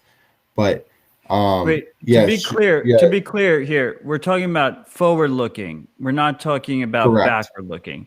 And Shinobi is intentionally misrepresenting me to be backward looking, which backward looking for the majority of people is coming straight from a KYC exchange, and they have no fucking privacy whatsoever backward looking. So let's try and be practical here and look forward looking. Shinobi is also claiming that I am misrepresenting him, even though I am explaining what he is commenting live, while we have a live comment section that is broadcast to everyone in this fucking show that no other show has. So fuck you on that regard, Shinobi. I've been very practical with you. I consider you a friend. I wish you just didn't treat me in a way that was, I just feel like you're treating me like a bad actor when I've tried to employ this here. I've tried to talk about all these different nuances here. And the fact of the matter is fucking clear on ZeroLink is if someone else remixes in your round, obviously that increases your anonymity set. It's a probability game. You have a probability game in Bitcoin. When you're tracking Bitcoin, it's a probability game. You're deciding this person is 72% likely of going down this path. And if you're in that situation and you have other people that are in your probability graph that are increasing their probability, then your probability increases. It's basic logic. It's a very simple concept. If I remix with you and then Zelko goes and remixes with like 15 different people, I benefit from Zelko. Correct. I mean, he doesn't understand the difference between, and I mean, he's already responded to me, but I've learned long ago to not let Shinobi dictate how I feel, because he's genuinely biased, and I don't want to call him an idiot because I'm sure he's smart in other areas, but he lets his bias and he lets his emotions fuel where he comes from. I mean, 6102 already said it, right? Like he's talking about backwards anonymity, which is hard set. You can't fix that. He's decided that he wants to nitpick every fucking thing I say, and he wants to be ridiculous about it. And now he's talking about how users do not have anon sets, only UTXOs do. So he's not acting in good faith. And it's unfortunate that this is where we had to end up, you know. Man, because send them over to me. I I'm gonna help him set up Boldman's calculator. Okay, I'll Yeah, help him set it up. It's unfortunate that someone that I had respect for decides that they want to just act in bad faith over and over again just because I called them out once. And it is what it is. But here we are. So Yeah, I mean, I mean- let's just drop all of this. It's not fucking worth their time. The point is, if you want to look at the logic, if you use actually proper zero link, other people mixing should improve your privacy because it increases the probability that you could be any of those other fucking UTXOs. That is what it is. That is just basic math. Yeah, I mean, like I said, don't let Shinobi, you know, get under your skin. I've gone to battle as well as many of the other samurai guys, gone to battle with him, and it's hopeless. And it's funny, and, you know, like after a while, you know, you go through as samurai users, dedicated samurai users. A lot of people think it's like cult-like following.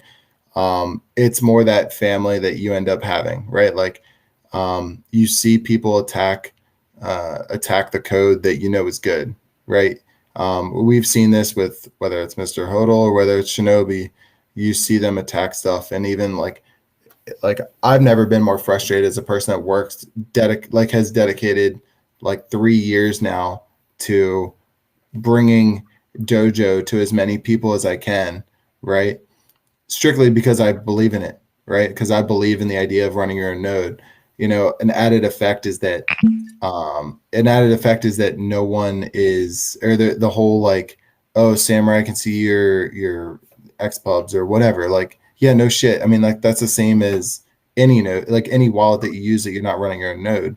But you know, they make all these different claims, and I'm like, dude, there are so many nodes that run dojo. Like even now we have Umbrel that added it, right? So you have Umbrel, Yodel, Ronin, Minode, Vanilla to be Dojo. clear, wait. To be clear here, for the average user that might be confused and scared, okay? You're right to be confused and scared. Your privacy sucks. You're just failing in privacy in every respect in Bitcoin, okay?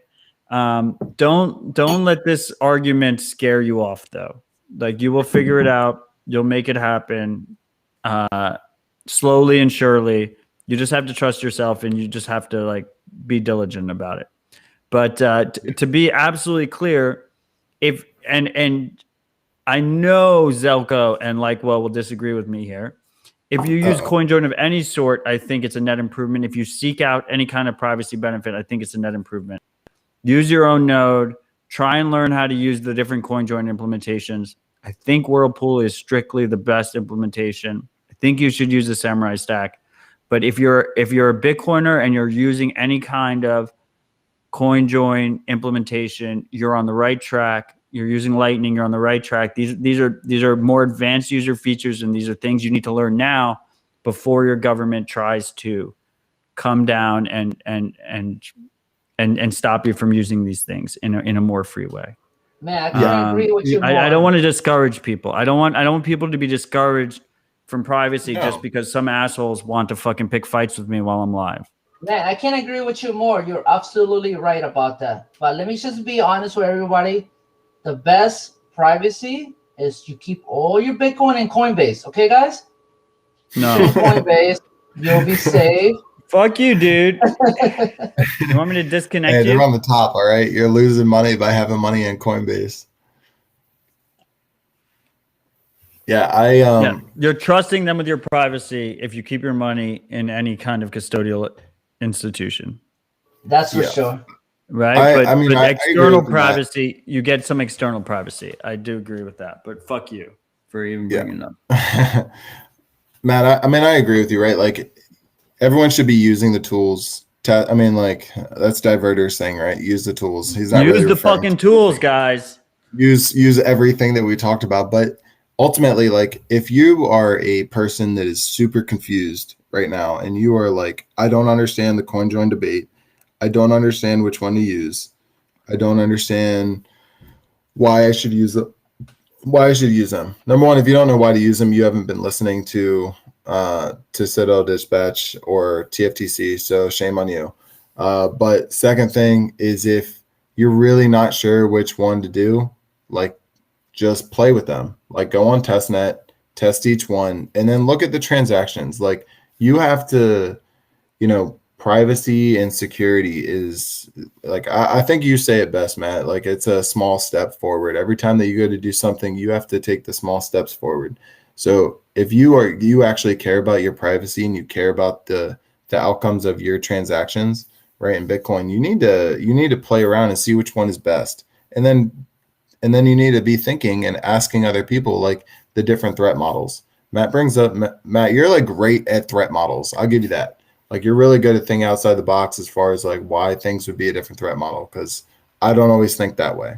But what people need to do is, like, if you're not sure, and this is generally what happens when I get tired of debating with someone about like why they should not use Join Market or Wasabi, I'm like, dude, just go use it.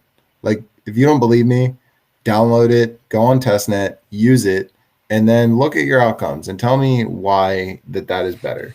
But no, so wait, Zelko. So this is me versus Bcash all over again. Okay, so it's like I agree with the person 99%, and then like he was gonna be my brother. So here's the example. Okay, so I went to my lady's friend's wedding, and there was a Bitcoiner there, right? And I spent 3 hours to him, and we got along famously. This guy was gonna be my future brother. It was amazing that I met him at my lady's friend's wedding. Didn't know anyone there. That's the coolest fucking thing ever. We agree on everything. Turns out he was a Bcasher, right? And we disagreed vehemently on that last 1%. That's how I feel about people who use Wasabi or Join Market. Is like, those people are my people. Those people agree that Bitcoin privacy is of the utmost importance.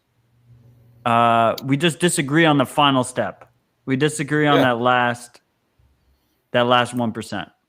Yeah, I mean, listen, refugees are always welcome, and I don't mean that as people crossing the border. I mean that, like, quite literally. Like, once you realize that that your privacy's kind of fucked, it's okay. We still accept you. We're willing to forgive.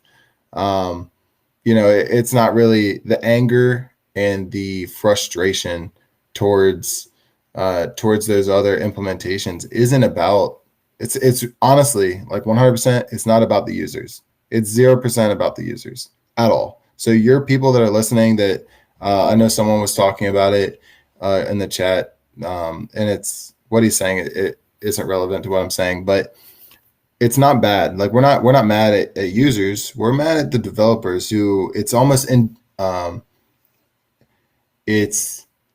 they don't care. Like, what they're doing is reckless, in our opinion, at least in my opinion. What they do is reckless, right? And when you know that you have an implementation that is it's hurting your users. Yeah, like, you're hurting your users. You know what I mean? Like, you are falsely, and then you go out and you attack Samurai Wallet, who's doing the right things, right? Yeah, they may be aggressive and they might be willing to fight back, right?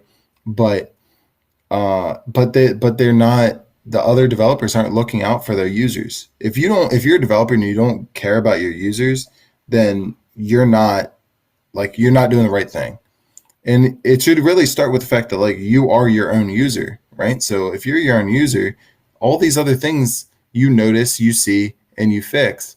I'm the perfect example. I'm the fucking perfect example. I used and shilled the fucking shit out of Wasabi. I was the best shill that they ever could have asked for. They never paid a cent for it. I paid them. Right? And I realized that the implementation was broken. And I went to them and I was like, the implementation is broken. And they did not fucking fix it. And here I am now telling people to use Whirlpool. I'm not saying that Whirlpool is perfect. I'm saying if I think that Whirlpool is broken, I will be outspoken about Whirlpool being broken. And if they don't fix it, I will fucking flip shits forever until they fucking fix it. And that's what I did with Wasabi. And that's as a user and a spokesperson, because what happens with privacy technology? If we don't have people using privacy technology doesn't work. We need people to use it. Every single privacy technology, whether that's Tor or VPN or encryption or CoinJoin, it requires people to use it. We need a crowd to use it. If we don't have a crowd using it, then it's just me, Zelko, and likewh0a mixing amongst each other, and there's no privacy. I mean, exactly. I mean, like that. I mean, that's how it was in the beginning of Whirlpool. Like, there really wasn't that much liquidity, and we just saw it grow and grow. But yeah, I mean, if people don't use the tools, then it just dies, right? Or it makes it really easy to identify those people. We need people to CoinJoin. We need people to use whatever it is that they want. But you know, when we see people, when we see developers, right, that sit in there, I like to think of developers sometimes, because I wouldn't consider myself the average developer, mostly because I come from a non-technical background. You know, you see developers sit in their ivory tower and their egos get so big, right? They get so inflated, and people pat them on the back and tell them that they're great.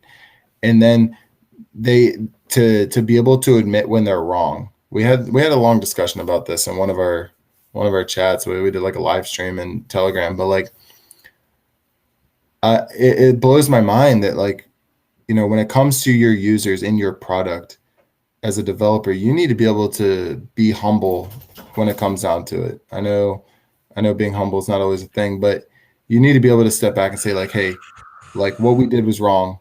Samurai Wallet or whoever was right. Let's implement it. You know, like BIP47. Well, like, why is that not a thing across all? Why is that not a thing? Because the only wallet that has it is Samurai Wallet. What people don't realize is the space is still so fucking small. It's still so fucking incestuous that I am probably one of 200, 300 people who have used both Lightning and Liquid. Like, I think that's a good example. And I realized this recently because Grubels was asking questions about Lightning, and we all know he uses Liquid. Like, he's our Blockstream boy. We all know he uses Liquid. He doesn't use Lightning. He just used Lightning for the first time. And there's plenty of people on the opposite side that have never used Liquid.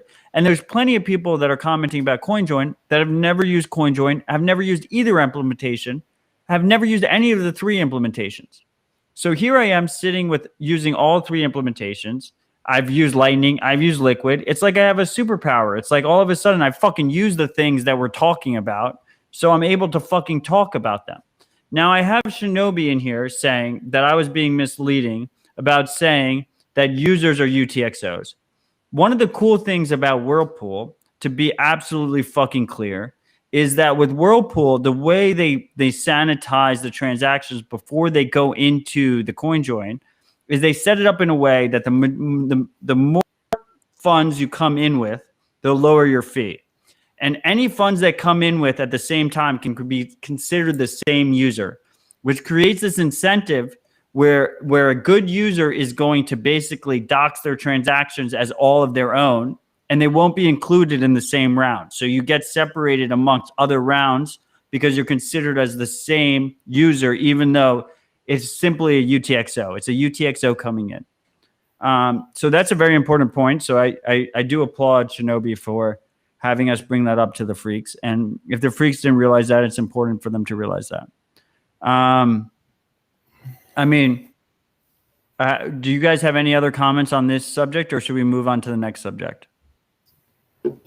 I'm just trying to look at the chat because I see a bunch of questions that people are trying to get to. I see, is there a balanced comparison? This is from James Viggy.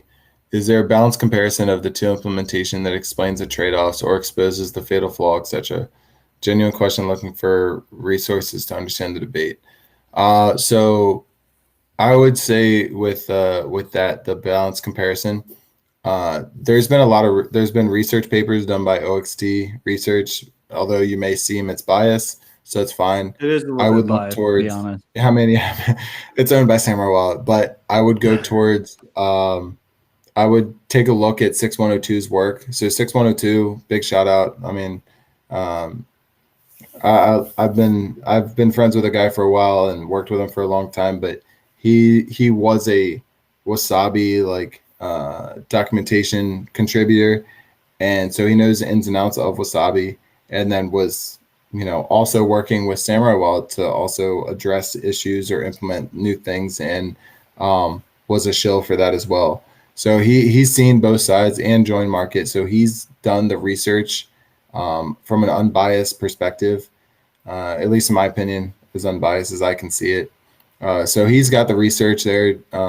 James, if you want to go take a look at his stuff, hopefully he'll post. He's listening and he'll post his links. But yeah, I mean, it's not a real comparison. Like, there's no. It's weird that when it's you look weird at, that when you look him at and the two. that him There and you go, he Bitcoin Q&A posted it. haven't released any kind of 6102 has CoinJoin overview. He just posted it in the Twitch chat. Let me see if I can copy this. Yeah, I was about to do I'm this. going to try and copy it over to the other chats if possible. Let me see. He if I got can it. do it. No, we're good. He got it. But yeah, maybe you can post it on the overlay.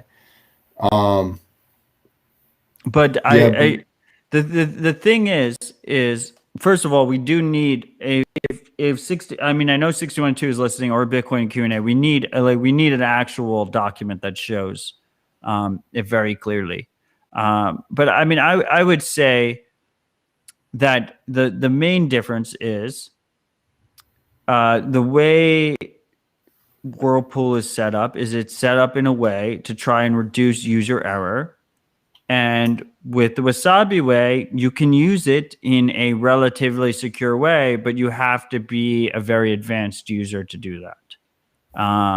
And the cool part about Samurai is that they kind of just hold your hand while you're going through that process. Would you agree on that, Zelko? yeah, no, 100%. I mean, what they try to get away with in the beginning, or what Wasabi tried to do different, was that they wanted mass outputs to confuse the actual analysis of the coin join. But that doesn't work when it's just a banana peel, right? And it's just peeling. I really do recommend everyone going through and either reading 6102's write up, or take a look at Ergo's work. I know Ergo is part of like the Samurai team, but when you read it, you see facts. At the end of the day, you want to see facts, and if you don't believe them because you want an unbiased thing, I go back to my previous point of like, run it yourself and see. Like, run testnet, or if you want to put your coins through there, sure. Just try it out and see the outputs. And start breaking it down and try to compare and contrast what OXT research team is talking about, and then understand why they're wrong or they're right. Because really, ultimately, I mean, Bitcoin used to be about don't trust, verify, right? So like, that's what we should get back to. Other than that, I mean, like, I think we've beat Whirlpool to a pulp. It's So the freaks might know that I'm very good at Twitter search. It's one of my strong suits. When my grandkids ask me, Matt, how are you so successful? I'll be like, Twitter search. Like, people just have to know what to type in. So here, to anyone who's watching, this was the Twitter hacker who we found out today got he got the book thrown at him. He got charged with 3 years in prison, which I would just say, if what the Twitter hacker in the summer did was so bad for our society, maybe Twitter should have faced some kind of punishment for allowing a fucking kid to access their closely guarded systems and have admin access to everything they fucking do, and do what he did, right? But that being said, this is the Twitter hacker's flow. And what happened was he put his Bitcoin through Wasabi. He did everything security-wise on the internet he did correctly. The Bitcoin scam is what fucked him. What fucked him was he decided that he was going to try and scam people for Bitcoin on Twitter. And he received that Bitcoin, and all of a sudden that Bitcoin became a tracking beacon for let's fuck this kid. And he put it through Wasabi. And what did he do after he put it through Wasabi? He pressed the select all button that is in Wasabi, and he sent that all to the next address. And as you can see in the video, if you're watching the live video, you can see that he just strictly, you just take the amount that went into Wasabi and you subtract that by the amount that went out, and with the change combined, and then you have his path. And it was just very easy to track him through that mix. That's what the FBI did, and they threw the book at him. So this is what happens when you use a software that doesn't care about the user. And the Wasabi people, will tell you, oh, well, the user used it wrong. Okay, well, good software doesn't let you use it wrong. And I'm not advocating for crime. I don't think criminals should get away with their crimes, but I think that if people expect privacy from software, they should get privacy from software. And this is a perfect example of why Wasabi is broken. The Wasabi people know it's broken, and that's why they're trying to create a whole new fucking algorithm instead of fucking admitting that they were wrong. I mean, yeah, I think you hit that on the head. I don't really have much. Yeah, I mean, I don't expect you guys to add much to that because that was a little bit brutal. It was a good rant. Okay, I'll give you credit. So I would like to go to Lightning. So I think Lightning is probably the best post-mix tool that we have available to us. And you Samurai people are against Lightning, so justify your lack of interest in Lightning to me.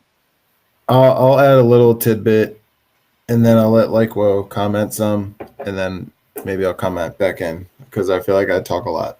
But I personally, I think the principle of Lightning is cool. Like, I think it's good, right? Like the concept, right, is people want to spend Bitcoin. That is fucking great. Like that, I'm all for people spending Bitcoin. I don't really care whether it's with Lightning or whether it's with on-chain.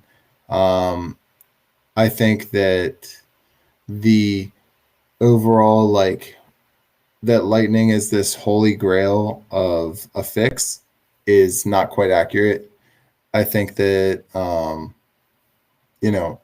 like, is this something we're going to need in the future? Like, yeah, I mean, maybe it depends on, there's a lot of factors that it depends on in the future, but, there's inherent risks. It's not easy.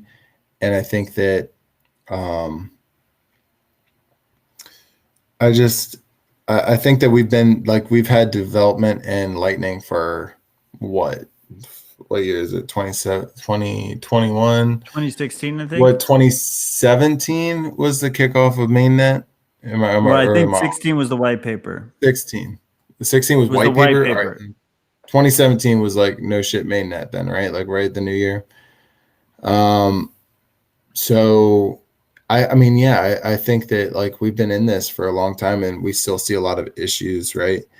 And I don't see a ton of actual usage, right? Like if it was the savior that it was supposed to be, right? Because we got to think about what Lightning actually, man, I said this was going to be short, but it's not. We had to think about what Lightning, why it came about, right? Like why it like kicked off into development and then why it got rushed. In my opinion, I felt like it got rushed into mainnet. It got rushed into like this whole like adoption. Everyone put it up on this giant pedestal immediately, right? Like we didn't even see that with Taproot. Like we saw Lightning be put up like this god of software. And even right now, right? Like if you look at coin cards or at like Bitrefill, like you're looking at the bottom of the barrel for like of all of their different currencies that they accept, cryptocurrencies they accept, it's like the least, it's the least used, which should be like worrisome for anybody that's like, I'm not saying that you're not super bullish, right? Like you could be super bullish on like the outcome of it, but are you super bullish on it like currently right now? Because I don't see a ton of people using it. I see it as like a novelty, people like the idea and maybe we can, maybe you can use some. I find it difficult that you need to lock up funds in a channel and that from there, you know, maybe you can spend it, maybe you don't. You don't know how much, and you never know how much you're actually going to need until the time that you need it, right? So then you end up having to lock up more than you need to, so on and so forth. I don't know. I see different issues, but it's been a while since I've been in a Lightning game. But I don't know. likewh0a, do you have anything to add to Lightning? I can't say anything bad about Lightning, to be honest, because I've used it myself. I know Matt likes it, and it has a future, even though it doesn't have a lot of, you know, volume going into it compared to other things. But long term, it should have some. It should have a future. And I know if I talk shit about it, Evan is not gonna buy me a beer next to me in NYC. Yeah, we're all gonna fucking throw you to the wolves if you talk shit about Lightning. No, Lightning Network is good. I think, you know, it can improve, but I think the movement in terms of community involvement, a lot of wallets out there are very, very strong, and a lot of people are just putting a lot of work into it. You know, I know Zelko, you don't want to add it into, you know, into Ronin, and you know, I respect that. You know, we don't want to. The reason I want maximalist. Hey, no, the you only reason maximalist. You refuse to understand that Lightning is one of the best post mix tools that we have available to us. You go through CoinJoin, and you're able to spend off chain, and it never goes on chain. Is it fucking massive? No, the thing is, you know, it's not. It doesn't replace CoinJoin. It is a valuable addition to CoinJoin. This is what like the open noms of the world realize. My perspective is we're on a whole different level. My perspective is, you know, if we were to add it to Ronin Dojo, whatever, you know, I think that if you're going to be running Lightning Network, that's all you should be running on a single board computer, nothing else. Because if you try to run, you know, Lightning Network with Samurai Dojo, with Mempool, with Spectre. Yeah, I mean, I don't think you guys should have Lightning implemented. I think people, if you're running CoinJoin 24/7, then that should be isolated. And I think if you're running your own Lightning node or your own routing node 24/7 online, that should be isolated. It should be isolated. This idea that you're going to have everything on a single online computer is fucking ridiculous. But Matt, that's in either situation, you should have everything on a dedicated computer. But that being said, if you're a Lightning fan and you trust the Ronin devs, like maybe you should be able to opt in for Lightning in that respect. You know, you have. So I should be able to have two Ronin dojos running, one running only CoinJoin and one running Lightning, right? The only way that if we were to add Lightning Network, I would have to dose Zelko with some LSD and eventually tie him up in a basement for him to agree on it. But if we were to eventually add it, it would be in a way where you couldn't run Samurai Dojo at the same time with Lightning Network. That's the thing, because you can't, like you said, you got to have a dedicated node that runs Lightning Network, a dedicated node that runs Ronin Dojo, or my node, whatever, you know, but Samurai Dojo specifically. Because if you try to run everything, like most people just want to click on everything. They want to install every application that's available or whatever, you know, Umbro, my node. And this is one of the problems that they have. You know, everyone wants to install everything, and, you know, they want to add everything in the kitchen sink, right? And that's a problem, because some of these machines, they can't handle all the resources that are being put into it. So it becomes very unstable. So if you want to run Lightning Network, set up a node that's specifically going to be dedicated for that. If you want to run in Dojo, set up a node that's going to be specifically set up for that. Not both at the same time. But I'll let Zelko, you know, chime in and, you know, give his opinion. I know he's cursing me out right now, right? So the one thing, I'll be honest, there was a moment of weakness that I almost implemented Lightning directly into the Dojo stack. Like into Dojo, because we have a fork. Like, if other people don't know that, we are very transparent about it. Like, we fork it based on like what we need. We maintain with upstream, but Evan from Zeus, who I know has been on Citadel Dispatch. He's a New York guy. I know. Shout out to fucking you guys. Um, but yeah, he was trying to help me out, and the whole principle of why I was like thinking about that idea was for doxic change, not so much for postmix tools. I don't know if I necessarily like. I get where you're coming from, Matt. Like, I get the idea of like you do a coin, you do a whirlpool, and then hey, you're in postmix. Now you do a cahoots into a lightning channel, right? In theory, like yeah, sure, like that could work. Like I don't see why anyone should not do that. But I mean, unless you don't trust lightning, that's up to you. How much funds you want to put in the lightning. But what I was looking at it specifically for is like if we could have a way to specifically segregate out that doxic change from that TX0 doxic change, and then that can go into lightning.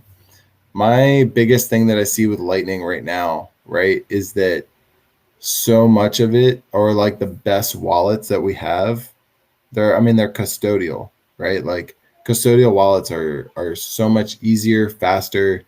You get preloaded with liquidity. Like if I'm like a brand new user, right? Brand new user, I'm a plebe from wherever, no coiner, and then I become I like, hey, I want to buy Bitcoin, and someone's like, dude, you gotta try Lightning, right? You want them to have that instant satisfaction of like, hey, this is how it works, and then you're not waiting to pay a fee. There's not you're not like waiting for your liquidity to get confirmed on chain. You just want to show them, hey, you can pay low fees, right? So that's where I see a bigger future in Lightning with custodial wallets. Well, And again, I be don't clear, want to bash. I'm not saying we have there are wallets like Phoenix and Breeze that are like treading the middle ground where it's easy to access, and it's not custodial. Exactly, it's like quasi custodial. It's you're connecting to their routing nodes, but technically they don't hold the price. So let me answer a question to Jesse. He's asking, what if I have a node and I run multiple things on there? Like, well, is that okay? Yeah. This is nodal. So, all right. So you gotta be careful. My advice is look at how the system is working. Look at your free memory. Look if you're swapping. Depending on how much software you have on there, you want to make sure that you're not going to take up too many resources, because you're going to have a lot of instability if your CPU temperature is going up, especially if your system starts swapping. So you want to be careful on that. So you want to try to only enable the things that you're actually going to use. So for instance, if you're going to be, using something very often, enable that. If you're just installing something just to installing it, don't install it. Make sure it's something you're going to be using, but do not do too much. Samurai Dojo is resource intensive. Lightning Network, whatever you choose on there, it's going to use up a lot of resources. I mean, I don't even think the issue is the resources, right? The issue is just basic threat modeling. Like if you have two things that are of value, if you split them up, then they have to separately attack both of those things. If you have them on the same fucking device, then they just have to attack one device, and they get both. You have one layer of you have one layer of entry right there, right? It's a very simple concept. Like you want to split up your value, the value you have. You want to split up. You don't want all your value to be in one place. You don't want someone to walk into a home and just have all the money just sitting in a single closet.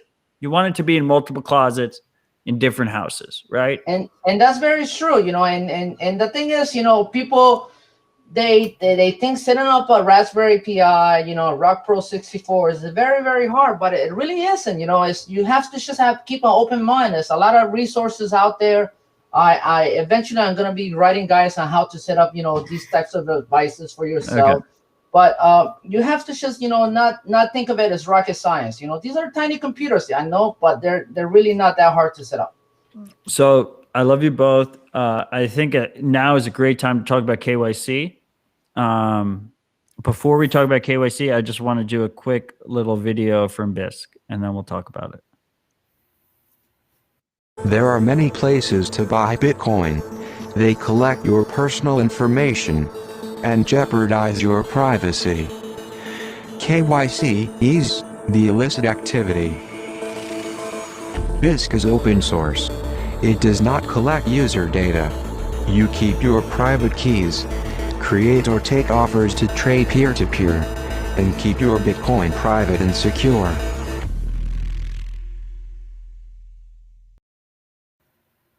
So why shouldn't users, that was Bisq, why should users be concerned about KYC, and why should they care? This is a good one. So, funny story. So like I have family friends that, family and friends that are like well off now. A lot of them are older family members and stuff that have a lot of money. And so, they're, now that they see the bull market again, they're getting super excited. Right. And, they see me as someone that can, guide them through the waters. I tell them to just listen to TFTC, but they didn't listen. Here we go. Anyways, so they always ask, right? And they're on Coinbase or Pro and they're, or Swan or whatever. And I tell them like, when we get down to it, I start to talk to them about, hey, like, because it kills me a little bit inside every time that we talk about KYC, because it's inherently like against everything that I believe, like as a person that had been there, I would rather someone that learned from my mistakes, right? I would rather someone that doesn't just fold to the easiest thing available. And I get that's an inevitable route that is going to always be in Bitcoin. Like the easiest path to get Bitcoin is always going to be there. And that easiest path is always going to involve compliance, right? But as I started to talk to these people that had all this money and that wanted to buy Bitcoin, and I started to explain some of the different, the different risks and the different advantages to buying no KYC, right? Like if you buy no KYC and you buy it with cash, who knows that you have it? And they were like, no one. And I was like, exactly. Right. So like if no one knows that you have it, and then one day you go to sell and you sell it to someone else for cash, who knows that you have it? Or who knows that you made that transaction? They go, no one. Exactly. Right. Like that's the kind of stuff that forward thinking, and not to mention, right, you don't want to be on the list. No one in Bitcoin, no one in general should want to be on a list, right? Like in America, you could go back to 2001, right? And go back to like, you don't want to be on a no-fly list, right? So that's bad. That's a bad day. Same thing, right? Let's move forward, right? Like you don't want to be on you had to buy your guns and register them. We're going to kind of small plug into guns and Bitcoin. Like you don't want to own firearms that are going to throw you on a list that the government owns, right? Because one day, maybe not right now, the U.S. government's pretty shady when it comes to the timing and the longevity, right? Like they take their time to take privacy and to take things away from you, right? It's never immediate, but So you don't want to be on a list. So like if you're on a KYC list, right? Unless you sell those KYC sats back, right? You're always there. You're always on the list. You're always going to be someone that, say 6102 happens, shout out, 6102 happens, and they try to come for your Bitcoin, right? Like, I love that. They're like what? stealing You're your on a list. Bitcoin. They're stealing your Bitcoin, and as they're stealing your Bitcoin, you're like, shout out 6102. That's the first thing I'm gonna do. I swear I'll do it. The reason I ask these questions is for the same. It's like I asked the same question of last week. We had lightning focused people, and I said, why lightning, right? And the reason I ask these questions is because we need to fine tune our messaging. This idea that just the compliance pros care about marketing is a ridiculous idea. We will never admit it. but we need to have fine-tuned messaging for our audience. And with KYC, the key is it's not a Bitcoin thing. Our whole world is KYC'd. They are literally the powers that are be. I said they. I know I said they. The royal they. It is the government and the powers that be are making sure that everything we do in our lives are identified and cataloged. This idea that if you go to the mall, that person is cataloged into a database somewhere, that person went to the mall. This is a commonplace thing that is happening across every facet of our society, whether that's you're leaving the country, whether that's you're entering a city, whether that's you're showing up at a building and to go into some random office or some shit like that, or you're leaving the country. All these things are cataloged and decided who does what. And it creates the situation where we're going to have databases that basically catalog every single action that we do as a free individual. And that basically takes away our complete freedom. And with Bitcoin, it's to the extreme, because with Bitcoin, if we don't take any actions after the fact, our transactions can be counted indefinitely. So once they have us in the system and then we move into Bitcoin, they can follow us through all of our Bitcoin transactions, and they can follow anyone we transact with by proxy. So if I decide to go into Bitcoin Black Cab, I fly over to London. They see I bought a ticket. I'm flying to London. They know I'm going to Europe. I get to Europe. I call a taxi. It's the only taxi that accepts Bitcoin. And then all of a sudden, Bitcoin Black Cab, they know he picked me up at that time, and I paid in Bitcoin. So all those things together, like, it becomes pretty apparent pretty quickly, in my opinion, that if you care about freedom, you care about privacy, and you have to push back against these requests for private information for every single fucking thing we do. That's the first step. If we don't push back against that, it becomes very difficult for us to have privacy in any other aspect of our life. I mean, absolutely. I mean, it goes back to using non-Googled phones, right? Like, using those things and disabling all the stuff. Like, do everything that you can, right? Taking small steps, but do everything you can to take back your freedom, right? To take back your privacy, because that stuff is going to slowly increase, right? Like I said, governments aren't stupid, right? Especially in America, right, where we're a bunch of hard-headed assholes that love our freedom. They know not to just up and take everyone's guns. They know not to just up and restrict everyone's freedoms overnight, right? I'm gonna ignore the lockdowns before I get like shit on for the lockdowns.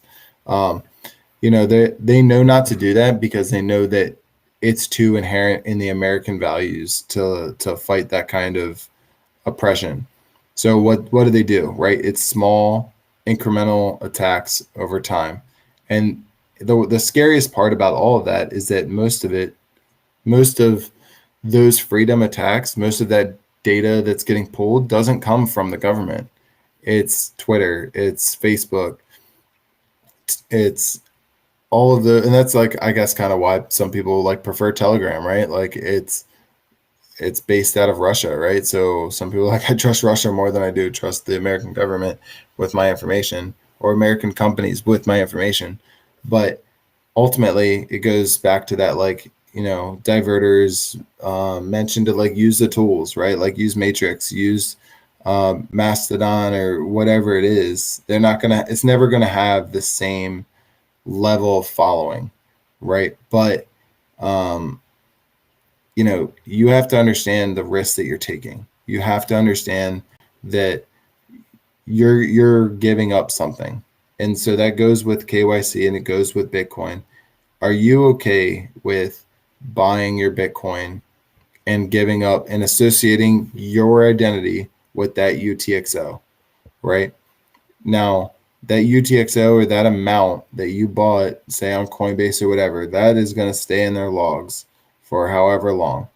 But let's like, you could say, hey, I'm going to coin join. I'm going to move the coins. It's going to break my, break my deterministic links, and they're not going to know how I spend afterwards. And you're like, yeah, that is 100% true. They're not going to know how you spend afterwards, but they're going to know that you had X amount. They're going to know that you bought X amount on that exchange. So when you buy no KYC from day one, or whenever you buy no KYC, number one, you should keep those funds separate. You should always keep your KYC versus no KYC separated. And when you do that, you are now you're one step ahead in the privacy game, right? Like, should you still coin join? Absolutely. Should you still use your Postmax tools? Absolutely. But by you not associating an identity to the amount of coin that you have, that UTXO, you've now taken a greater step forward. You're in an even bigger battle, and you just won an even bigger battle by not starting out giving up your identity. So like that to me, that should be the most paramount thing. And shilling, it's a painful thing. Like I feel like you're in a bad spot, Matt. I think that like you and Lavera, I got a lot of respect for. Well, like I think you and Lavera, and there's a lot of people who are in this boat, right? That like understand the benefits in the advantage to having no KYC coin, right? But there's also the argument to say, hey, like we need more people in Bitcoin in general. I would rather sacrifice their KYC. I'm not saying you're saying you want to sacrifice their KYC. Well, no, but I love Stefan, but I feel like throwing him in the same boat is a little bit.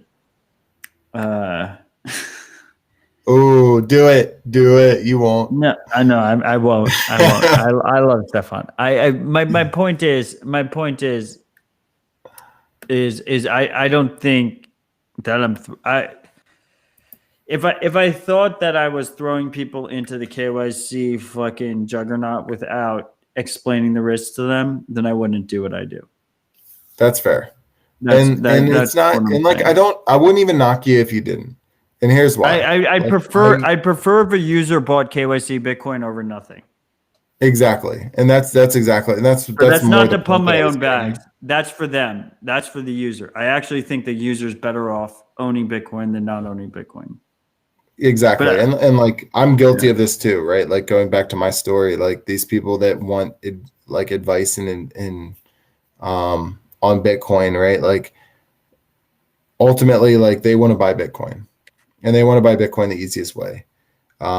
Most normal people don't care about KYC. They don't think twice. But they do care, dude. They do, because some do. So recently what I've been doing is people ask me, okay, like I'm finally ready to buy, right? And I don't even buy, like, to be like, I'm just gonna admit, like, to be quite honest, like I'm not gonna tell some rando to use BISC or use HODL or use no KYC. Like I just tell them to go to Swan, right? So I say, go to Swan Bitcoin. And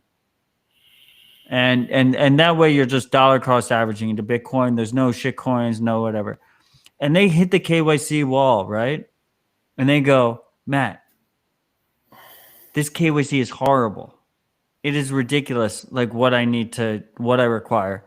And I actually think that's like a great educational experience, right? Because like the reason the KYC exists is because they want to use their bank account.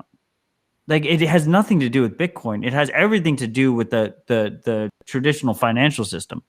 Them hitting that wall and going, oh my God, like the government's requiring me to give all this fucking information to this random ass dollar cost averaging company called Swan Bitcoin. Is blasphemous. Like, that's a ridiculous concept, Like that realization almost sells them on Bitcoin itself. Yeah, no, I definitely agree. I think that everyone goes through a journey, and I mean that's how the majority of Bitcoiners started. I mean, like if you got to think, if you were, I guess, in the class of 2015, right, or 2014, 2015, right, like you were, right, or 2016, I guess would be better. You were just like, yeah, let me get Bitcoin, right, and then you learn, and then you go through the pains.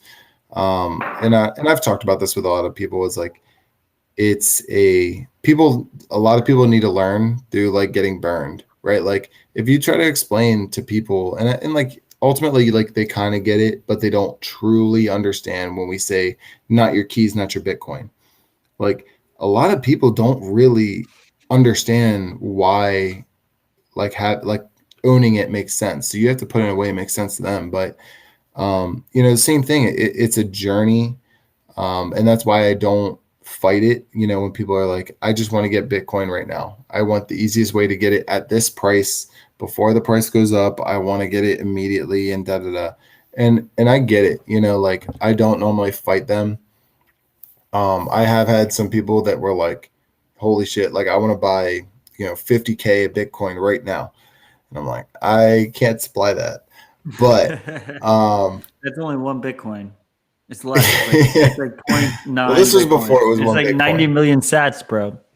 Yeah, that was before it was 50K. But either way, it's like because they understood the benefit, right? And not everyone gets it, and it takes time.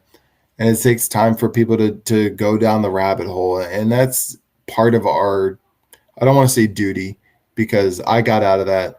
I remember being all about like educating people and teaching all the normies that I work with or whoever I came in contact with. It becomes a big hassle. It becomes a big, and I give respect to you, Matt, and like other people that do this, where it's like, man, like, especially like when you go from a bull market to a bear market. Oof. And then all the people that you're like no shit friends with are like, what the fuck? And you just have to be like, go back to the fundamentals of Bitcoin. And if they got into it, yeah, like, and if they got into it for the wrong reason, then they're just sitting there disgruntled and pissed, But ultimately, like if they're gonna buy KYC, like they're gonna buy KYC, and our job is to make sure. Oh God, hold on. Guys, if you buying KYC, hey, Jake, can you say hi? Say hi, Spider-Man. Say hi. No, you wanna hit me? Hey, Spider-Man. Okay. What's up, Spider-Man? Sorry, I'm getting beat up. My bad. Hold on. I love it. Listen, if you buy KYC, be prepared to pay taxes. There's just no way out of it unless you're gonna freaking, take a risk. You're gonna have to pay taxes, and that's the reality. That is. I mean, hey, you're gonna buy KYC. You're gonna have to deal with the consequences, right? Yeah, I mean, we had the former Fed chair. It was almost the clip that we started this episode with, but she wasn't. And she said the main thing that the U.S. dollar has over cryptocurrencies is that the U.S. dollar doesn't have capital gains taxes when you spend it. And I thought twofold. I thought, okay, you created those taxes, and secondfold, we only pay capital gains taxes because our money increases in value. So that's great that you have a money that just loses value every fucking year. Of course, you don't have to pay fucking taxes on it. Time out. Can I just say how fucking stupid that is? Like, if you spend Bitcoin as a currency, you get tax capital gains. Can we just say how absolutely stupid? Like that is the dumbest. I do not disagree that it's stupid, but I know I'm running a live show here where anything can be said, but these are not the type of discussions I want to have on the show. Because this is all forever, and I do not want this to be forever. So we will not discuss this topic and we will continue on. Do you guys have any opinion on Taproot? Either of you? Likewh0a, you can take it if you want. I'm more about lot equals true. So What does that mean? It's- Lot equals true. see what Censor Odell. Fuck you, 6102. I would like you come out publicly and have a conversation about taxes. 6102. Why you leave Telegram? That's all I want to know. Let's hear. What do you think about Taproot? Do you guys either of you guys have opinions on Taproot? I don't have that much of an opinion on it. I think that it shouldn't come to a big mess where everyone has to basically commit to something that might not come true. That's my opinion. It's just, it seems that there's a lot of trade-offs on it. People are, trying to basically commit to it, and there are all these requirements, and I think it should just go through. What do you think, Zelko? You have an opinion on Taproot? I mean, I know that the majority of the benefit comes to multi-sig users, right? I know it's not the only one, and I would like to hear your opinion on it. I'm not crazy, for or against anything. If it's a benefit to the overall Bitcoin, then yeah, let's do it. But because I feel like in Bitcoin in general, right, like to try to get, I guess it's a benefit in general, right? Like we want Taproot. I think we want Taproot. I think our boys over at Samurai want Taproot, but they're just so broken that they just don't want to participate. But I think like T-Dev wants Taproot. Like I think it benefits Samurai. I won't speak for T-Dev. I'm sure that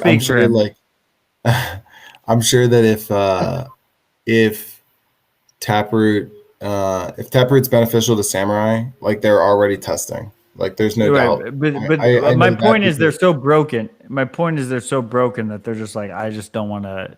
I won't believe it until I see it. That's fair. I mean, which is like fine. You gotta think, what was the last major innovation in Bitcoin? Right, was Segwit. Yo, if I had to rely on Bitcoin upgrades, I would be the most broken motherfucker ever. Like, but what about the people that think about Bitcoin by default is not private, right? Taproot is gonna add some kind of a bit of privacy into it, right? And imagine being someone who cared about Bitcoin privacy and you just have like all the compliance bros just like constantly just fucking. And they're gonna be like, oh my god, smacking you in the balls over and over again, and like that's what T-Dev and fucking Samurai had to deal with, and it is what it is. But my point is that they both, whether or not they will admit it, they both want Taproot to happen, and we're gonna make Taproot happen. It's gonna happen.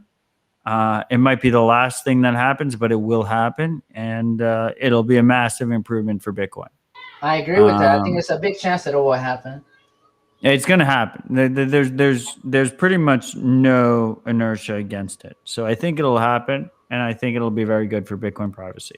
But to be absolutely clear, like Bitcoin privacy sucks. So it's easy to have a massive improvement for Bitcoin privacy.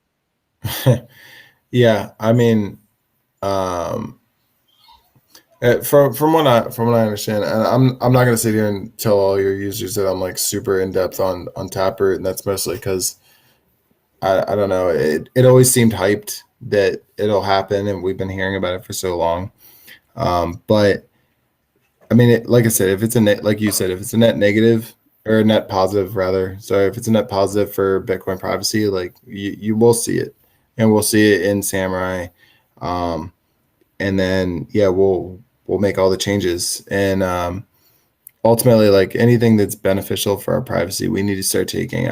It blows my mind that we've been in this game for this long, and we don't see things like we see massive changes in benefits that happen from the wallet level. Like why in the world are there things that wallets are doing that are net benefit to Bitcoin that are not implemented at the core level is beyond me. You know, like we talked about Bit 47. Well, that's what we're about, bro. I mean, it's more difficult, right? Obviously, if Yeah, I it's mean, at the and like I said, it's probably chain a level. positive, right? Being harder to change the core code is probably better, right? Like it's more stable. It's less risk adverse That's a if you're value having prop. a stable core core repo. But like Bitcoin as a whole, I don't know. I'm kind of torn on it.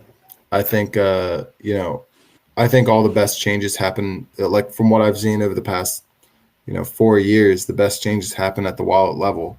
I mean, no one asked Core if they could do like once. I guess I was about to say Lightning, but I guess I couldn't use that as an example. No, Lightning's a Once perfect we had example. Segwit, once we had Well, we Segwit, right? needed Like Segwit. We needed Segwit. we needed for Lightning. Segwit. Yeah, I know. Bad example. We needed a massive. We need a massive war in order to enable Lightning. Yes. That's fair. Yeah, but like here we are. We're at the same spot. Hey, this is a big change at core. It's a huge change, you know. I mean, it's pretty big. Taproot is a pretty big change at the core level. Yeah. Well, we'll see. I'm excited for it. If it happens, let's make it happen. But yeah, overall, I mean, I think the core devs really need to be really thinking about the privacy side. Like I really, it blows my mind that like we've seen hardware wallet improvements to Bitcoin Core before we've seen privacy improvements. Like that doesn't even make sense. Like there are BIPs that are out there that would improve Bitcoin privacy across all wallets from a core level that we could implement, but we choose to do add other things that are not nearly as important. Not to say hardware wallets aren't important, but like hardware wallet interface from the core wallet, like it's good. I know you're a hardware wallet guy, but like honestly, I think privacy is more important in my personal opinion. Yeah, well, we're not fucking competing. We're competing. We're not competing. We're showing both, bro. I mean, I don't know. I'm 100% in the same boat as Ergo with being a Samurai Maxi, but I mean, don't get me wrong. I have a very, very, very small amount on cold card, and I have a very large amount both in Samurai and cold card. Okay, so. It's a very small amount, but it's there. It's mostly there so I can test Spectre. So whatever. The point is Matt's money is where his mouth is. Yeah, no, I give you credit, Matt. We're not competing. It is a partnership. Matt, we need both. What is your thoughts on BIT47 reusable payment codes? It makes no sense. The problem with BIT47 is that only Samurai supports it. That's a major issue. It's a major issue if you're trying to accept donations. If you're trying to accept donations, and you need the person to not only have an Android phone, but they have to have this specific fucking app to donate to you is an issue. That's a fucking massive issue. Yeah, I agree. That is not Samurai's fault. It's ridiculous that no one else offers BIP47. It's very ridiculous. To the point where it's pretty fucking funny because I'm Matt Odell, so I have some ability to people ask me to be an advisor, but like I just say all this shit publicly. Publicly. Add BIP47. Like, what do you think I'm telling the people I advise? I'm just like, add BIP47. Like, can you add BIP47? Can you add? It's unbelievable. I literally everything I say on the podcast is what I tell people privately when they ask me to be an advisor. Like, I literally just repeat exactly what I say publicly. But it's amazing that none of these wallets. It's amazing that none of these wallets offer this feature where, you can literally just increase your privacy tenfold just by using BIP47. Yeah, I mean, And, you know, people are it's ridiculous, amazing. bro. People are I mean, ridiculous. yeah, I just talked about this on a different podcast. Like the fact that I mean, we talked about licensing and the fact that Samurai is open source and anybody can utilize the tools that they have, but we don't see the adoption across any other wallets. Like we don't see Postmix tools. We don't see adding Whirlpool. Like they can add Whirlpool, right? They can absolutely add Whirlpool to. Sorry, the banner was funny. It's a They very can good add quote. Whirlpool to any other wallet and just jump into the same liquidity pool. They can add the Postmix tools. They can do all those things. And in fact, Samurai Wallet wants those people to do that because it's a net benefit to everyone. And we don't see it because of ego and politics. Like that's not where we should be in Bitcoin. That's not where we should be at this time and space in Bitcoin. And we should see people trying to add the best tools to the at the wallet level, since core devs, going back to core devs, since they don't want to add these things, that's totally cool. But the wallet developers should be adding those things. Like, why are we not there? Why are we not doing that? Why are exchanges not adding BIP 47 so that they can just send it to, to that person's BIP, to their fucking BIP address, right? Like, you never need a new address. You never need to send to the same address. You perfect. just send to the What same the BIP fuck's thing. going It on? makes perfect sense.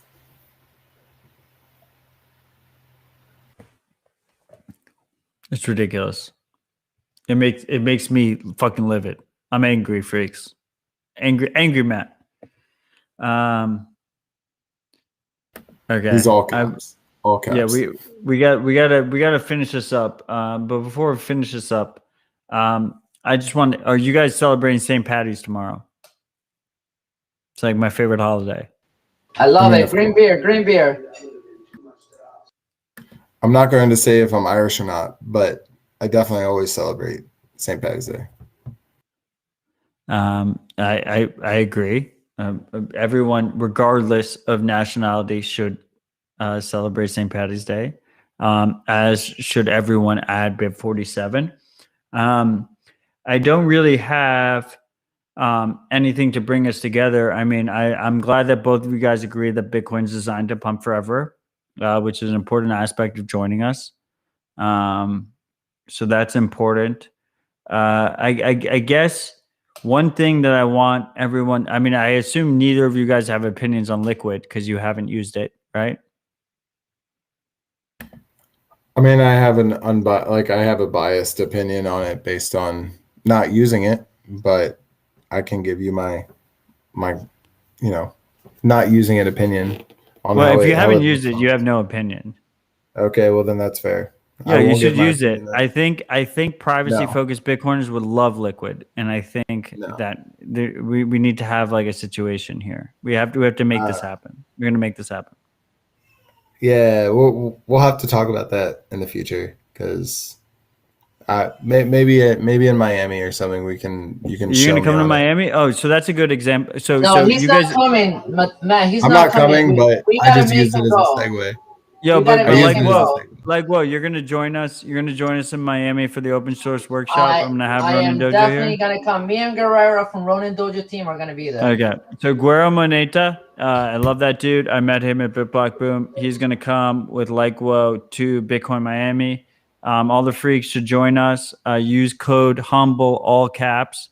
They did rug pull me, but we still have 15% off, which is more than their 10% off, which they're offering to the general plebs.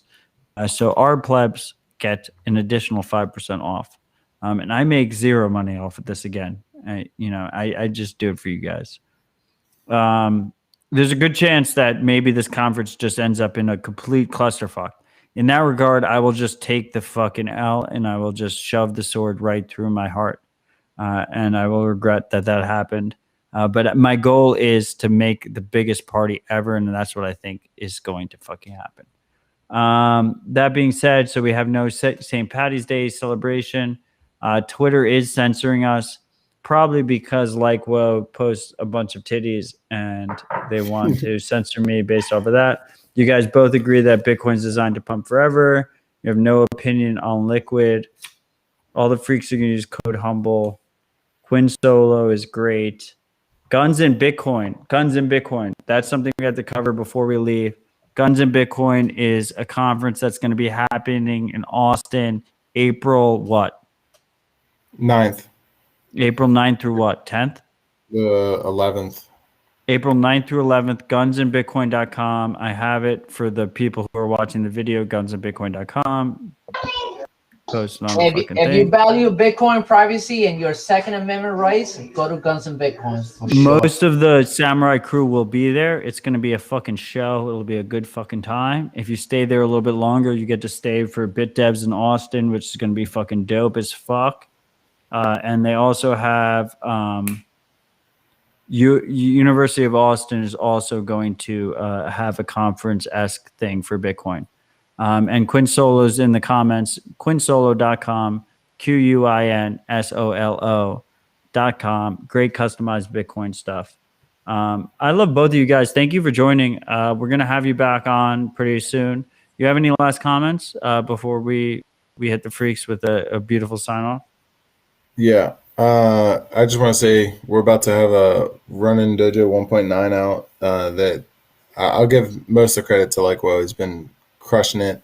We're going to have a lot of new features, a lot of cool stuff. And then we'll be shipping out some full nodes coming out, some custom cases, something that we've been showing it on Twitter, but something unlike anything that you guys have been seeing in the space. So some new designs, some new stuff going on. And, the goal is to, bring privacy to everybody in an easy manner. So shout out to likewh0a and the rest of our team, because they've been carrying the load for me. likewh0a, you can go. Yeah, I just have some notes from other people that we're talking about. So Video for Linux Raven said, are there ways to spend Tox Exchange? I will say talk to btcxzelko. He has a lot of resources on that. A Truth Twitter said, I don't want to have a stupid Raspberry Pi on my desk to have a node running.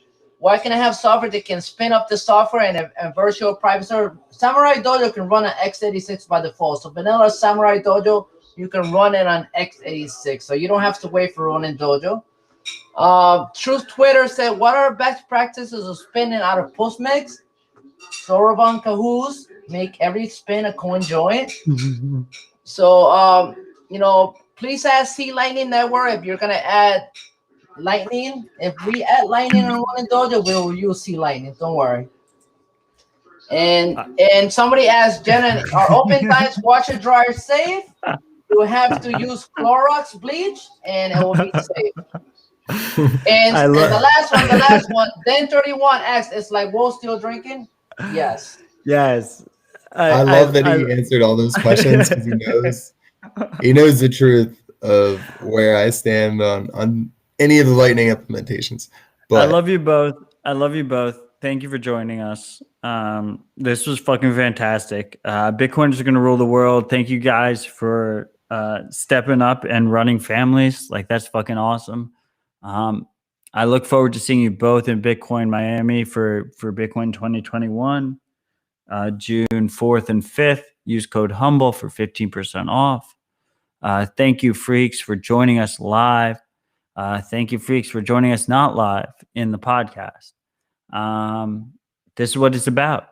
We're going to fucking win. There's 1 million people. There's billions of people who have no fucking idea what the fuck is going on, but we realize what's going on.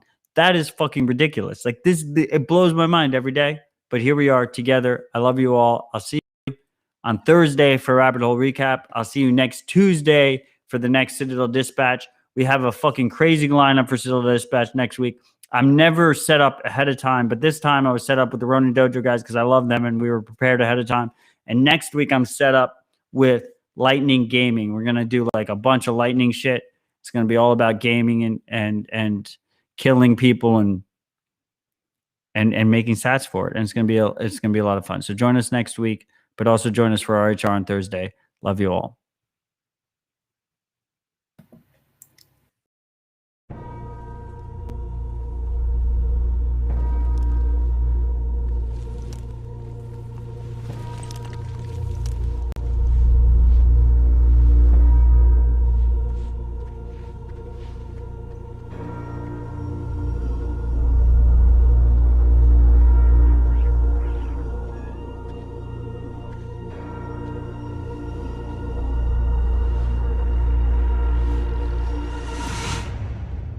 never feel happy.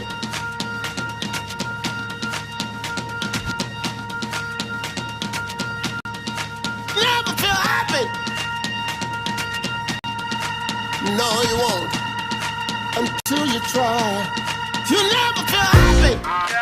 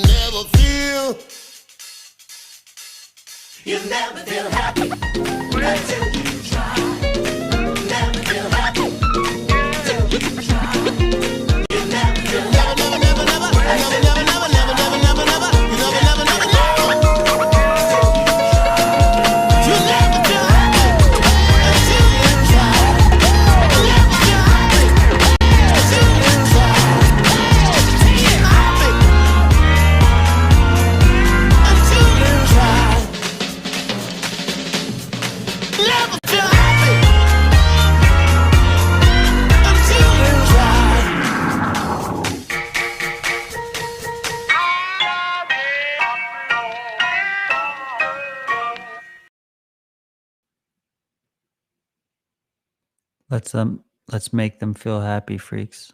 I love you all. I'll see you on Thursday for Rabbit Hole Recap.